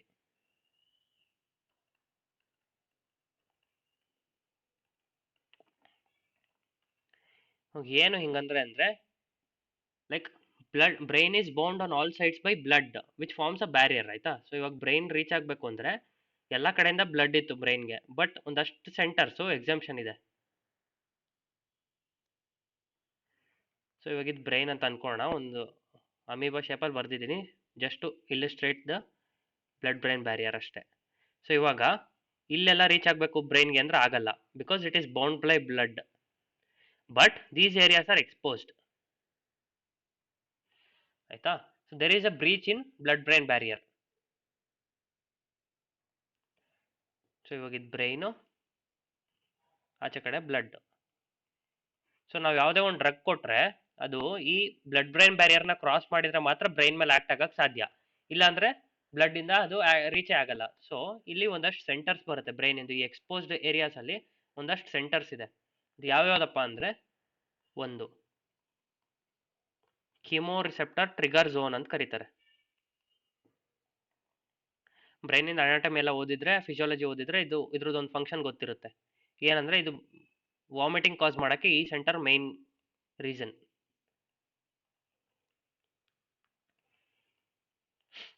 ಅಂದ್ರೆ ಇವಾಗ ನಾವು ಏನೋ ಒಂದು ಇವಾಗ ಸಪೋಸ್ ಕೆಲವರಿಗೆಲ್ಲ ಒಬ್ರು ವಾಮಿಟಿಂಗ್ ಮಾಡ್ತಿರೋ ನೋಡಿದ್ರೆ ಸಾಕು ವಾಮಿಟಿಂಗ್ ಬರುತ್ತೆ. ಕೆಲವರಿಗೆ ಬಸ್ಸಲ್ಲಿ ಟ್ರಾವೆಲ್ ಮಾಡ್ತಿರ್ಬೇಕಾದ್ರೆ ಅಥವಾ ಘಾಟ್ ಸೆಕ್ಷನ್ಗೆ ಹೋದ್ರೆ ವಾಮಿಟಿಂಗ್ ಬರುತ್ತೆ. ಇನ್ನು ಕೆಲವರಿಗೆ just smell, sight, thinking of something will cause vomiting. So ಅವೆಲ್ಲ ಹೆಂಗೆ ಅಂದ್ರೆ because of this chemo trigger zone. ಈ ಕೀಮೋ ಟ್ರಿಗರ್ ಝೋನ್ ಏನಾಗುತ್ತೆ, it will respond to certain ಕೆಮಿಕಲ್ಸಿಗೆ ರೆಸ್ಪಾಂಡ್ ಮಾಡಿ ಟ್ರಿಗರ್ ಮಾಡುತ್ತೆ. ಏನ್ ಟ್ರಿಗರ್ ಮಾಡುತ್ತೆ, ವಾಮಿಟಿಂಗ್ ಕಾಸ್ ಮಾಡಕ್ಕೆ ಏನೇನ್ ಕೆಮಿಕಲ್ಸ್ ಬೇಕೋ ಅದನ್ನ ಟ್ರಿಗರ್ ಮಾಡುತ್ತೆ, ರಿಲೀಸ್ ಮಾಡುತ್ತೆ. ಓಕೆನಾ. So chemo trigger zone is out of the blood brain barrier. ಹಂಗಾಗಿ ನಾವು ಜಸ್ಟ್ ಒಂದು ಮಾತ್ರೆ ತಗೊಂಡ್ರೆ it will go and suppress this chemo trigger zone. ಯಾವ್ದು ಮಾತ್ರೆ ತಗೊಳ್ಳೋದು ಯೂಶಲಿ ಹಯೋಸಿನ್ ಅಥವಾ ಸ್ಕೋಪೋಲಮೈನ್ ಅಂತ ಕರೀತಾರೆ. ಸೊ ಇದೆಲ್ಲ ಮಾರ್ನಿಂಗ್ ಸಿಕ್ನೆಸ್ ಅಥವಾ ಹಯೋಸಿನ್. ಅಂದ್ರೆ ಇವಾಗ ಬಸ್ಸಲ್ಲಿ ಟ್ರಾವೆಲ್ ಮಾಡ್ತಿರ್ಬೇಕಾದ್ರೆ ನಂಗೆ ಘಾಟ್ ಸೆಕ್ಷನ್ ಅಲ್ಲಿ ವಾಮಿಟ್ ಆಗುತ್ತೆ ಅಂದ್ರೆ ಯೂಶಲಿ ಈ ಟ್ಯಾಬ್ಲೆಟ್ ತಗೊಳ್ತಾರೆ, ಸ್ಕೋಪೋಲಮೈನ್ ಟ್ಯಾಬ್ಲೆಟ್. ಸೊ ಇದೇನ್ ಮಾಡುತ್ತೆ, ಈ ಹೋಗಿ ಕೀಮೋ ಟ್ರಿಗರ್ ಝೋನ್ ನ ಸಪ್ರೆಸ್ ಮಾಡುತ್ತೆ. ಸೊ ಅದರಿಂದ ವಾಮಿಟಿಂಗ್ ಆಗಲ್ಲ. ಅದೇ ತರ ಒಂಡನ್ ಸೆಟ್ರಾನ್ ಇವೆಲ್ಲ ಏನ್ ಮಾಡುತ್ತೆ, ಈ ಕೆಮಿಕಲ್ ಕಾಸ್ ಮಾಡುತ್ತೆ, ಕೆಮಿಕಲ್ ರಿಲೀಸ್ ಮಾಡುತ್ತೆ ಅಂತ ಹೇಳಿದ್ನಲ್ಲ, ಅದು ಸೆರೋಟೋನಿನ್ ಯೂಶಲಿ. ಸೊ ಈ ಒಂಡಾನ್ ಸೆಟ್ರಾನು ಇದು ಎಲ್ಲ ಹಿಸ್ಟಮೈನು ಸೆರೋಟೋನಿನ್, ಈ ತರ ಎಲ್ಲ ಹಿಸ್ಟಮೈನು ಸೆರೋಟೋನಿನ್ ಈ ತರದ್ದು ಕೆಮಿಕಲ್ ಏಜೆಂಟ್ಸ್ ರಿಲೀಸ್ ಮಾಡಿ ಅದು ವಾಮಿಟಿಂಗ್ ಕಾಸ್ ಮಾಡೋದು. ಸೊ ಈ ಒಂಡಾನ್ ಸೆಟ್ರಾನ್ ಏನ್ ಮಾಡುತ್ತೆ, ಈ ಕೆಮಿಕಲ್ಸ್ ರಿಲೀಸ್ ಆಗೋದನ್ನ ತಡೆಯುತ್ತೆ, decreases the release of these chemicals. So ಅದಕ್ಕೆ ನಾನೇನ್ ಅನ್ಕೊಂಡಿದ್ದೆ ಅಂದ್ರೆ ಸಿಸ್ಟಮಿಕ್ ಫಾರ್ಮಕಾಲಜಿ ಫಸ್ಟ್ ಮುಗಿಸಿ ಆಮೇಲೆ ಜನರಲ್ ಫಾರ್ಮಕಾಲಜಿಗೆ ಬರೋಣ ಅನ್ಕೊಂಡಿದ್ದೆ, because these all examples would have been cleared. So ಏನ್ ಈ ಸ್ಕೋಪೋಲಮೈನ್ ಅಂತಿದ್ದಂಗೆ ಅದ್ರ ಮೆಕಾನಿಸಮ್ ಆಫ್ ಆಕ್ಷನ್ ನಿಮಗೆ ಗೊತ್ತಿರೋದು, ಲೈಕ್ ಓಕೆ ಇದು ಹಿಸ್ಟಮೈನ್ ಅಥವಾ ಹೋಗಿ ಕಿಮೋ ಟ್ರಿಗರ್ ಝೋನ್ ನ ಸಪ್ರೆಸ್ ಮಾಡುತ್ತೆ.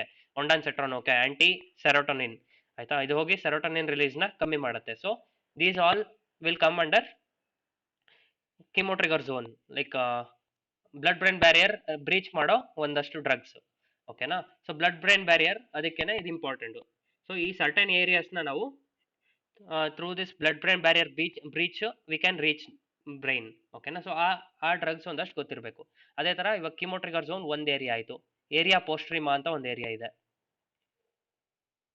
ಇದು ಅಷ್ಟೇ ಬ್ಲಡ್ ಬ್ರೈನ್ ಬ್ಯಾರಿಯರ್ ಇಂದ ಆಚೆ ಇದೆ. ಸೊ ಇದರಿಂದ ಏನಾದ್ರೂ ಫಂಕ್ಷನ್ಸ್ ಆಗ್ತಿದ್ರೆ ಅದನ್ನ ಸಪ್ರೆಸ್ ಮಾಡೋದಕ್ಕೆ ಆರಾಮ್ಸೆ ನಾವು ಬ್ಲಡ್ ಬ್ರೈನ್ ಬ್ಯಾರಿಯರ್ ಮೂಲಕ ರೀಚ್ ಆಗ್ಬೋದು. Next posterior pituitary.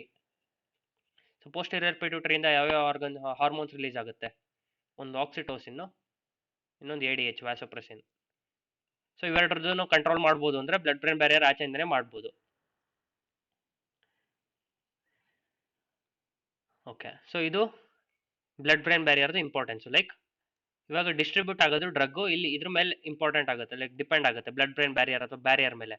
ಸಪೋಸ್ ನಮಗೆ ಬ್ರೈನ್ ಮೇಲೆ ಆಕ್ಟ್ ಆಗ್ಬೇಕಿರುತ್ತೆ, since there is a barrier and if the drug cannot cross this blood brain barrier then obviously distribution will be reduced. ಓಕೆನಾ. Next blood placental barrier.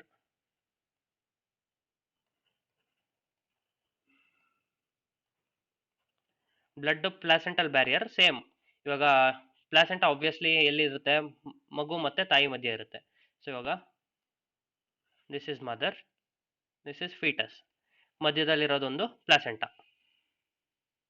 ಸೊ ಇವಾಗ mother blood ಇಂದ ಪ್ಲಾಸೆಂಟಾಗಿ ಬಂದು ಅಲ್ಲಿಂದ ಫೀಟಲ್ ಬ್ಲಡ್ಗೆ ಹೋಗುತ್ತೆ. ಸೊ ಈ ಬ್ಲಡ್ ಇಂದ ಪ್ಲಾಸೆಂಟಾನ ಕ್ರಾಸ್ ಮಾಡಬೇಕು. There is a barrier between these, ಆಯ್ತಾ? Because mother has to protect its baby. ಅದಕ್ಕೆ ಇದೊಂದು ಮೆಕ್ಯಾನಿಸಮ್ ಬೆಳ್ಕೊಂಡಿದೆ. ಬಂದಿದ್ದ ಡ್ರಗ್ನೆಲ್ಲ ಇದಕ್ಕೆ ಕಳ್ಸಕ್ಕಾಗಲ್ಲ ಮಗುಗೆ, because it has to protect it, that's it, ಆಯ್ತಾ? So drugs which cause adverse effects to the baby if given during pregnancy, they are called teratogenic. So teratogenic ಯಾಕಾಯ್ತು ಹಂಗಾದ್ರೆ? ಟೆರಾಟೋಜೆನಿಕ್ ಅಂದ್ರೆ ಏನಿಲ್ಲ, ಇವಾಗ ಬ್ಲಡ್ ಪ್ಲಾಸೆಂಟಲ್ ಬ್ಯಾರಿಯರ್ನ ಕ್ರಾಸ್ ಮಾಡಿ reach ಆಗುತ್ತಿದ್ದು. These drugs, there are certain drugs which can cross this blood placental barrier, ಅಂದ್ರೆ mother ಕೈಲೂ ಕೂಡ ತಡೆಯಕ್ಕಾಗಲ್ಲ. So this will go on in term affect foetus. Teratogenic ಅಂದ್ರೆ ಇವಾಗ ಫೀಟಸ್ ಅಲ್ಲಿ ಡೆವಲಪ್ಮೆಂಟ್ನ ಹ್ಯಾಂಪರ್ ಮಾಡುತ್ತಿದ್ದು. ಇವಾಗ ಮಗು ಸಪೋಸ್ ಹಾರ್ಟ್ ಡೆವಲಪ್ ಆಗ್ತಾ ಇದೆ, ಇವಾಗ ಇನ್ನು 3 months ಒಳಗಡೆ ಇದೆ. ಸೊ ಇಲ್ಲಿ ಹೋಗಿ ಈ ಡ್ರಗ್ ಹೋಗಿ ಅದ್ರ ಆಕ್ಷನ್ ಎಫೆಕ್ಟ್ ಎಕ್ಸರ್ಟ್ ಮಾಡಕ್ ಶುರು ಮಾಡ್ತು. ಸೊ ಅವಾಗ ಏನಾಗುತ್ತೆ, ಮಾಲ್ ಫಾರ್ಮೇಷನ್ಸ್ ಆಗುತ್ತೆ. ಲೈಕ್ ಕಂಜನೆಟಲ್ ಹಾರ್ಟ್ ಡಿಫೆಕ್ಟ್ಸ್ ಆಗ್ಬೋದು, ಅಥವಾ ಬೋನ್ ಡಿಫಾರ್ಮಿಟೀಸ್ ಏನ್ ಬೇಕಾದ್ರೂ ಆಗ್ಬೋದು. ಇವಾಗ ಹೆಂಗೆಂಗೋ ಮಗು ಹುಟ್ಟಿರುತ್ತವಲ್ಲ, ಅದೆಲ್ಲ ಬಿಕಾಸ್ ಆಫ್ ದಿಸ್ ಟೆರಾಟೋಜೆನಿಕ್ ಡ್ರಗ್ಸ್ ಕೂಡ ಆಗಿರ್ಬೋದು. ಸೊ ಅದಕ್ಕೆ ಇವೆರಡು ಡ್ರಗ್ಸ್ ನ ಅವಾಯ್ಡ್ ಮಾಡಬೇಕು. ಎಕ್ಸಾಂಪಲ್ ಥ್ಯಾಲಿಡೊಮೈಡ್ ಅಂತ ಕರೀತಾರೆ, ಇದೊಂದು ಆಂಟಿ ಎಪಿಲೆಪ್ಟಿಕ್ ಡ್ರಗ್ ಸೇಮ್, ಆಯ್ತಾ? ಸೊ ಥ್ಯಾಲಿಡೊಮೈಡ್ ಏನ್ ಮಾಡುತ್ತೆ, ಫೋಕೋಮಿಲಿಯಾ ಅಂತ ಒಂದು ಇದನ್ನ, ಅಥವಾ ಸಿ ಲಿಮ್ಸ್ ಅಂತ ಕರೀತಾರೆ. ಇದ್ರದ್ದು ಮಗುದು ಕೈ ಕಾಲು ನೋಡಿದ್ರೆ ಹೆಂಗಿರುತ್ತೆ ಅಂದ್ರೆ, ಇವಾಗ ಸಿ ಕ್ರೀಚರ್ಸ್ ನೋಡಿರ್ತೀವಲ್ವಾ ಮೀನಿಂದು, ಲೈಕ್ ಕೈ ಇಷ್ಟೇ, there will be no fingers, fins ತರ ಫಾರ್ಮೇಶನ್ ಆಗಿರುತ್ತೆ ಬೇಸಿಕಲಿ, ಫಿಂಗರ್ಸ್ ಫಾರ್ಮೇಶನ್ ಆಗಲ್ಲ. ಸೊ ಇದೆಲ್ಲ because of this drug. So ಇದು ಬ್ಲಡ್ ಪ್ಲಾಸೆಂಟಲ್ ಬ್ಯಾರಿಯರ್ನ ಕ್ರಾಸ್ ಮಾಡುತ್ತೆ. ಸೊ ಪ್ರೆಗ್ನೆನ್ಸಿ ಟೈಮಲ್ಲಿ ಬ್ಲಡ್ ಪ್ಲಾಸೆಂಟಲ್ ಬ್ಯಾರಿಯರ್ನ ಕ್ರಾಸ್ ಮಾಡದೇ ಇರುವಂತ ಡ್ರಗ್ಸ್ ಕೊಡಬೇಕು. ಅದು ನೋಟ್ ಮಾಡಿ ಇಟ್ಕೊಂಡಿರ್ಬೇಕು. ಅದು ಒಂದಷ್ಟು ಡ್ರಗ್ಸ್ ಇದೆ ಬ್ಲಡ್ ಪ್ಲಾಸೆಂಟಲ್ ಬ್ಯಾರಿಯರ್ ಯಾವುದೇ ಕ್ರಾಸ್ ಮಾಡುತ್ತೆ ಅಂತ. They are said to be teratogenic. Hence teratogenic are contraindicated. Teratogenic drugs are contraindicated in pregnancy. ಓಕೆನಾ? ಸೊ ಅದ್ರದ್ದು importance, blood placental barrier importance ಏನು ಅಂತ ಇವಾಗ ಗೊತ್ತಾಯ್ತು. ಅದೇ ತರ ಓಕೆ, ಸೊ 2 ಬ್ಯಾರಿಯರ್ಸ್ ಡಿಸ್ಕಸ್ ಮಾಡ್ತೀನಿ ಅಂತ ಹೇಳಿದೆ, 2 ಬ್ಯಾರಿಯರ್ಸ್ ಡಿಸ್ಕಸ್ ಆಯ್ತು. ಸೊ ಇವಾಗ ಇವತ್ತಿನ ಕ್ಲಾಸಲ್ಲಿ ಏನೇನು ಡಿಸ್ಕಸ್ ಮಾಡಿದ್ದೀನಿ ಅಂತ ಒಂದು ಸಮ್ಮರಿ ಹೇಳ್ಬಿಡ್ತೀನಿ.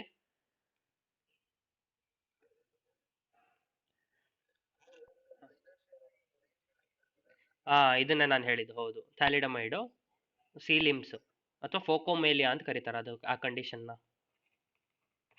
ಓಕೆನಾ? ಅಥವಾ ಸೀಲಿಮ್ಸ್. ಸೊ ಲಿಮ್ಸ್ ಫಾರ್ಮೇಶನ್ ಆಗಲ್ಲ, ಯಾಕೆಂದ್ರೆ ಆ ಡ್ರಗ್ ಟೆರಾಟೋಜೆನಿಕ್ ಬ್ಲಡ್ ಪ್ಲಾಸೆಂಟಲ್ ಬ್ಯಾರಿಯರ್ನ ಬ್ರೀಚ್ ಮಾಡಿರುತ್ತೆ. ಸೊ ತಾಯಿ ಕೊಟ್ಟಿರೋದು ಡ್ರಗ್, ಬಟ್ ಮಗುಗೆ ರೀಚ್ ಆಗಿದೆ, ಮಗುಗೆ ಅಫೆಕ್ಟ್ ಆಯ್ತು ಅಷ್ಟೇ, ಆ ಥರ. ಓಕೆನಾ? ಸೊ ಇವತ್ತಿನ ಕ್ಲಾಸಲ್ಲಿ ಏನೇನು ಡಿಸ್ಕಸ್ ಮಾಡಿದೆ ಅಂದರೆ, ಫಾರ್ಮಕಾಲಜಿನ 2 ಬ್ರಾಂಚಾಗಿ ಡಿವೈಡ್ ಮಾಡಿದ್ದಾರೆ, based on effect of body on drug ಮತ್ತೆ effect of drug on body. ಇನ್ನೂ ಒಂದ್ಸಲ ಸಿಂಪಲ್ ಆಗಿ ಇದನ್ನ ಎಕ್ಸ್ಪ್ಲೈನ್ ಮಾಡಬೇಕು ಅಂದ್ರೆ, ಇವಾಗ ಪ್ಯಾರಾಸಿಟಮಾಲ್ ತಗೊಂಡೆ ನಾನು ಟ್ಯಾಬ್ಲೆಟ್. ಆ ಪ್ಯಾರಾಸಿಟಮಾಲ್ ಹೋಗಿ ಫಸ್ಟ್ ಅಬ್ಸಾರ್ಪ್ಷನ್ ಆಯ್ತು ಬಾಡಿಯಲ್ಲಿ, ಆಮೇಲೆ ಡಿಸ್ಟ್ರಿಬ್ಯೂಟ್ ಆಯ್ತು ಬ್ರೈನ್ ಟಿಶ್ಯೂಗೆ, ಅಲ್ಲಿಂದ ವಾಪಸ್ ಲಿವರಿಗೆ ಬಂದು ಮೆಟಬಾಲಿಸಮ್ ಆಯ್ತು, ಆಮೇಲೆ ಕಿಡ್ನಿ ಮೂಲಕ ಎಕ್ಸ್ಕ್ರೀಷನ್ ಆಯ್ತು. So this is what is the body doing to the drug. Body first ಡ್ರಗ್ನ ಅಬ್ಸಾರ್ಬ್ ಮಾಡ್ಕೋತು, ಆಮೇಲೆ ಅದನ್ನ ಡಿಸ್ಟ್ರಿಬ್ಯೂಟ್ ಮಾಡ್ಕೋತು, ಆಮೇಲೆ ಮೆಟಬಾಲೈಸ್ ಮಾಡ್ತು, ಆಮೇಲೆ ಎಕ್ಸ್ಕ್ರೀಟ್ ಮಾಡ್ತು. ಇದು effect of body on drug. ಅದು ಫಾರ್ಮಕೋಕೈನೆಟಿಕ್ಸ್ ನಾವು ಇವತ್ತು ಮಾತಾಡಿದ್ದು. ಕೈನೆಟಿಕ್ಸ್ ಅಂದ್ರೆ ಮೂವ್ಮೆಂಟ್, ಏನ್ ಮೂವ್ ಆಗ್ತಿದೆ, ಡ್ರಗ್ ಮೂವ್ ಆಗ್ತಿದೆ. ಸೊ ಫಾರ್ಮ್ಯಾಕ್ ಅಂದ್ರೆ ಡ್ರಗ್, ಮೂವ್ಮೆಂಟ್ ಅಂದ್ರೆ ಕೈನೆಟಿಕ್ ಅಂದ್ರೆ ಮೂವ್ಮೆಂಟ್. ಓಕೆನಾ? ಬಟ್ ಅದೇ ನಾನು ಪ್ಯಾರಾಸಿಟಮಾಲ್ ಮಾತ್ರೆ ತಗೊಂಡಿದ್ರಿಂದ ನನ್ನ ಬಾಡಿಗೆ ಏನ್ ಎಫೆಕ್ಟ್ ಆಯ್ತು, ಜ್ವರ ಇತ್ತು ಫಸ್ಟ್, ಅದಕ್ಕೆ ಮಾತ್ರೆ ತಗೊಂಡೆ, ಮಾತ್ರೆ ತಗೊಂಡ್ಮೇಲೆ ಜ್ವರ ಕಮ್ಮಿ ಆಯ್ತು. ಸೊ ಇದು what is the effect of drug on body, that is pharmacodynamics, and we will be studying this pharmacodynamics throughout the year.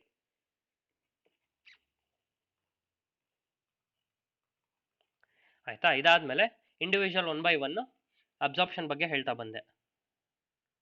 So absorption ಅಂದ್ರೆ ಏನು? From the site of administration the movement of drug to the systemic circulation, ಅದನ್ನು absorption ಅಂತಾರೆ. Mainly 3 factors ಮೇಲೆ depend ಆಗಿದೆ. ಒಂದು lipid solubility, ಇನ್ನೊಂದು form of the drug, ionised non ionised ಅಂತ. Non ionised will be absorbed, ionised will not be absorbed, because ionised is water soluble. So water soluble ಇರೋದು absorb ಆಗಲ್ಲ. Non ionised is lipid soluble will be absorbed. ಅದೇ ತರ pH R pKa basically. ಇಷ್ಟಾದ್ಮೇಲೆ ಒಂದು 3-4 terminologies introduce ಮಾಡಿದೆ ನಾನು. ಯಾವ್ಯಾವುದು ಅಂದರೆ ಒಂದು ಬಯೋ ಅವೈಲಬಿಲಿಟಿ ಅಂದ್ರೆ ಏನು, ಇನ್ನೊಂದು ಫಸ್ಟ್ ಪಾಸ್ ಮೆಟಬಾಲಿಸಮ್ ಅಂದ್ರೆ ಏನು, ಇನ್ನೊಂದು ಬಯೋ ಈಕ್ವಿವೆಲೆಂಟ್ ಅಂದ್ರೆ ಏನು. ಆಯ್ತಾ, ಇಷ್ಟನ್ನು ಹೇಳಿದೆ. ಇಷ್ಟಾದ್ಮೇಲೆ ನೆಕ್ಸ್ಟು ಡಿಸ್ಟ್ರಿಬ್ಯೂಷನ್. ಡಿಸ್ಟ್ರಿಬ್ಯೂಷನ್ ಅಂದ್ರೆ ಏನು, ಇವಾಗ ಬ್ಲಡ್ ಅಲ್ಲಿರೋ ಡ್ರಗ್ ಅಲ್ಲಿಂದ ಟಿಶ್ಯೂಸಿಗೆ ಹೆಂಗ್ ಡಿಸ್ಟ್ರಿಬ್ಯೂಟ್ ಆಗುತ್ತೆ ಅಂತ. ಸೊ ಆ ಪ್ರೊಸೆಸ್ನ ಡಿಸ್ಟ್ರಿಬ್ಯೂಷನ್ ಅಂತ ಕರೀತಾರೆ. So this again will depend upon lipid solubility. It will again depend upon plasma protein binding. Plasma protein binding ಇದರಲ್ಲಿ acidic drugs, basic drugs. Acidic drugs will bind to a plasma protein called albumin. Basic drugs will bind to a plasma protein called alpha glycoprotein. ಆಯ್ತಾ, ಇಷ್ಟಾದ್ಮೇಲೆ third based on barriers. So blood brain barrier and blood placental barrier. ಇದ್ರ base ಮೇಲೆ ಒಂದಷ್ಟು drugs. ಅದ್ರ like based on these two barriers also there ಏನಂತಾರೆ distribution is affected. ಇಷ್ಟಾದ್ಮೇಲೆ next ಕ್ಲಾಸಲ್ಲಿ metabolism excretion, ಆಮೇಲೆ ಯಾವ್ದಾದ್ರು ಒಂದು ಸಿಸ್ಟಮಿಗೆ ಜಂಪ್ ಆಗೋಣ. ಓಕೆನಾ? ಏನಾದ್ರು ಡೌಟ್ಸ್ ಇದೆಯಾ ಇವತ್ತಿನ ಕ್ಲಾಸಲ್ಲಿ?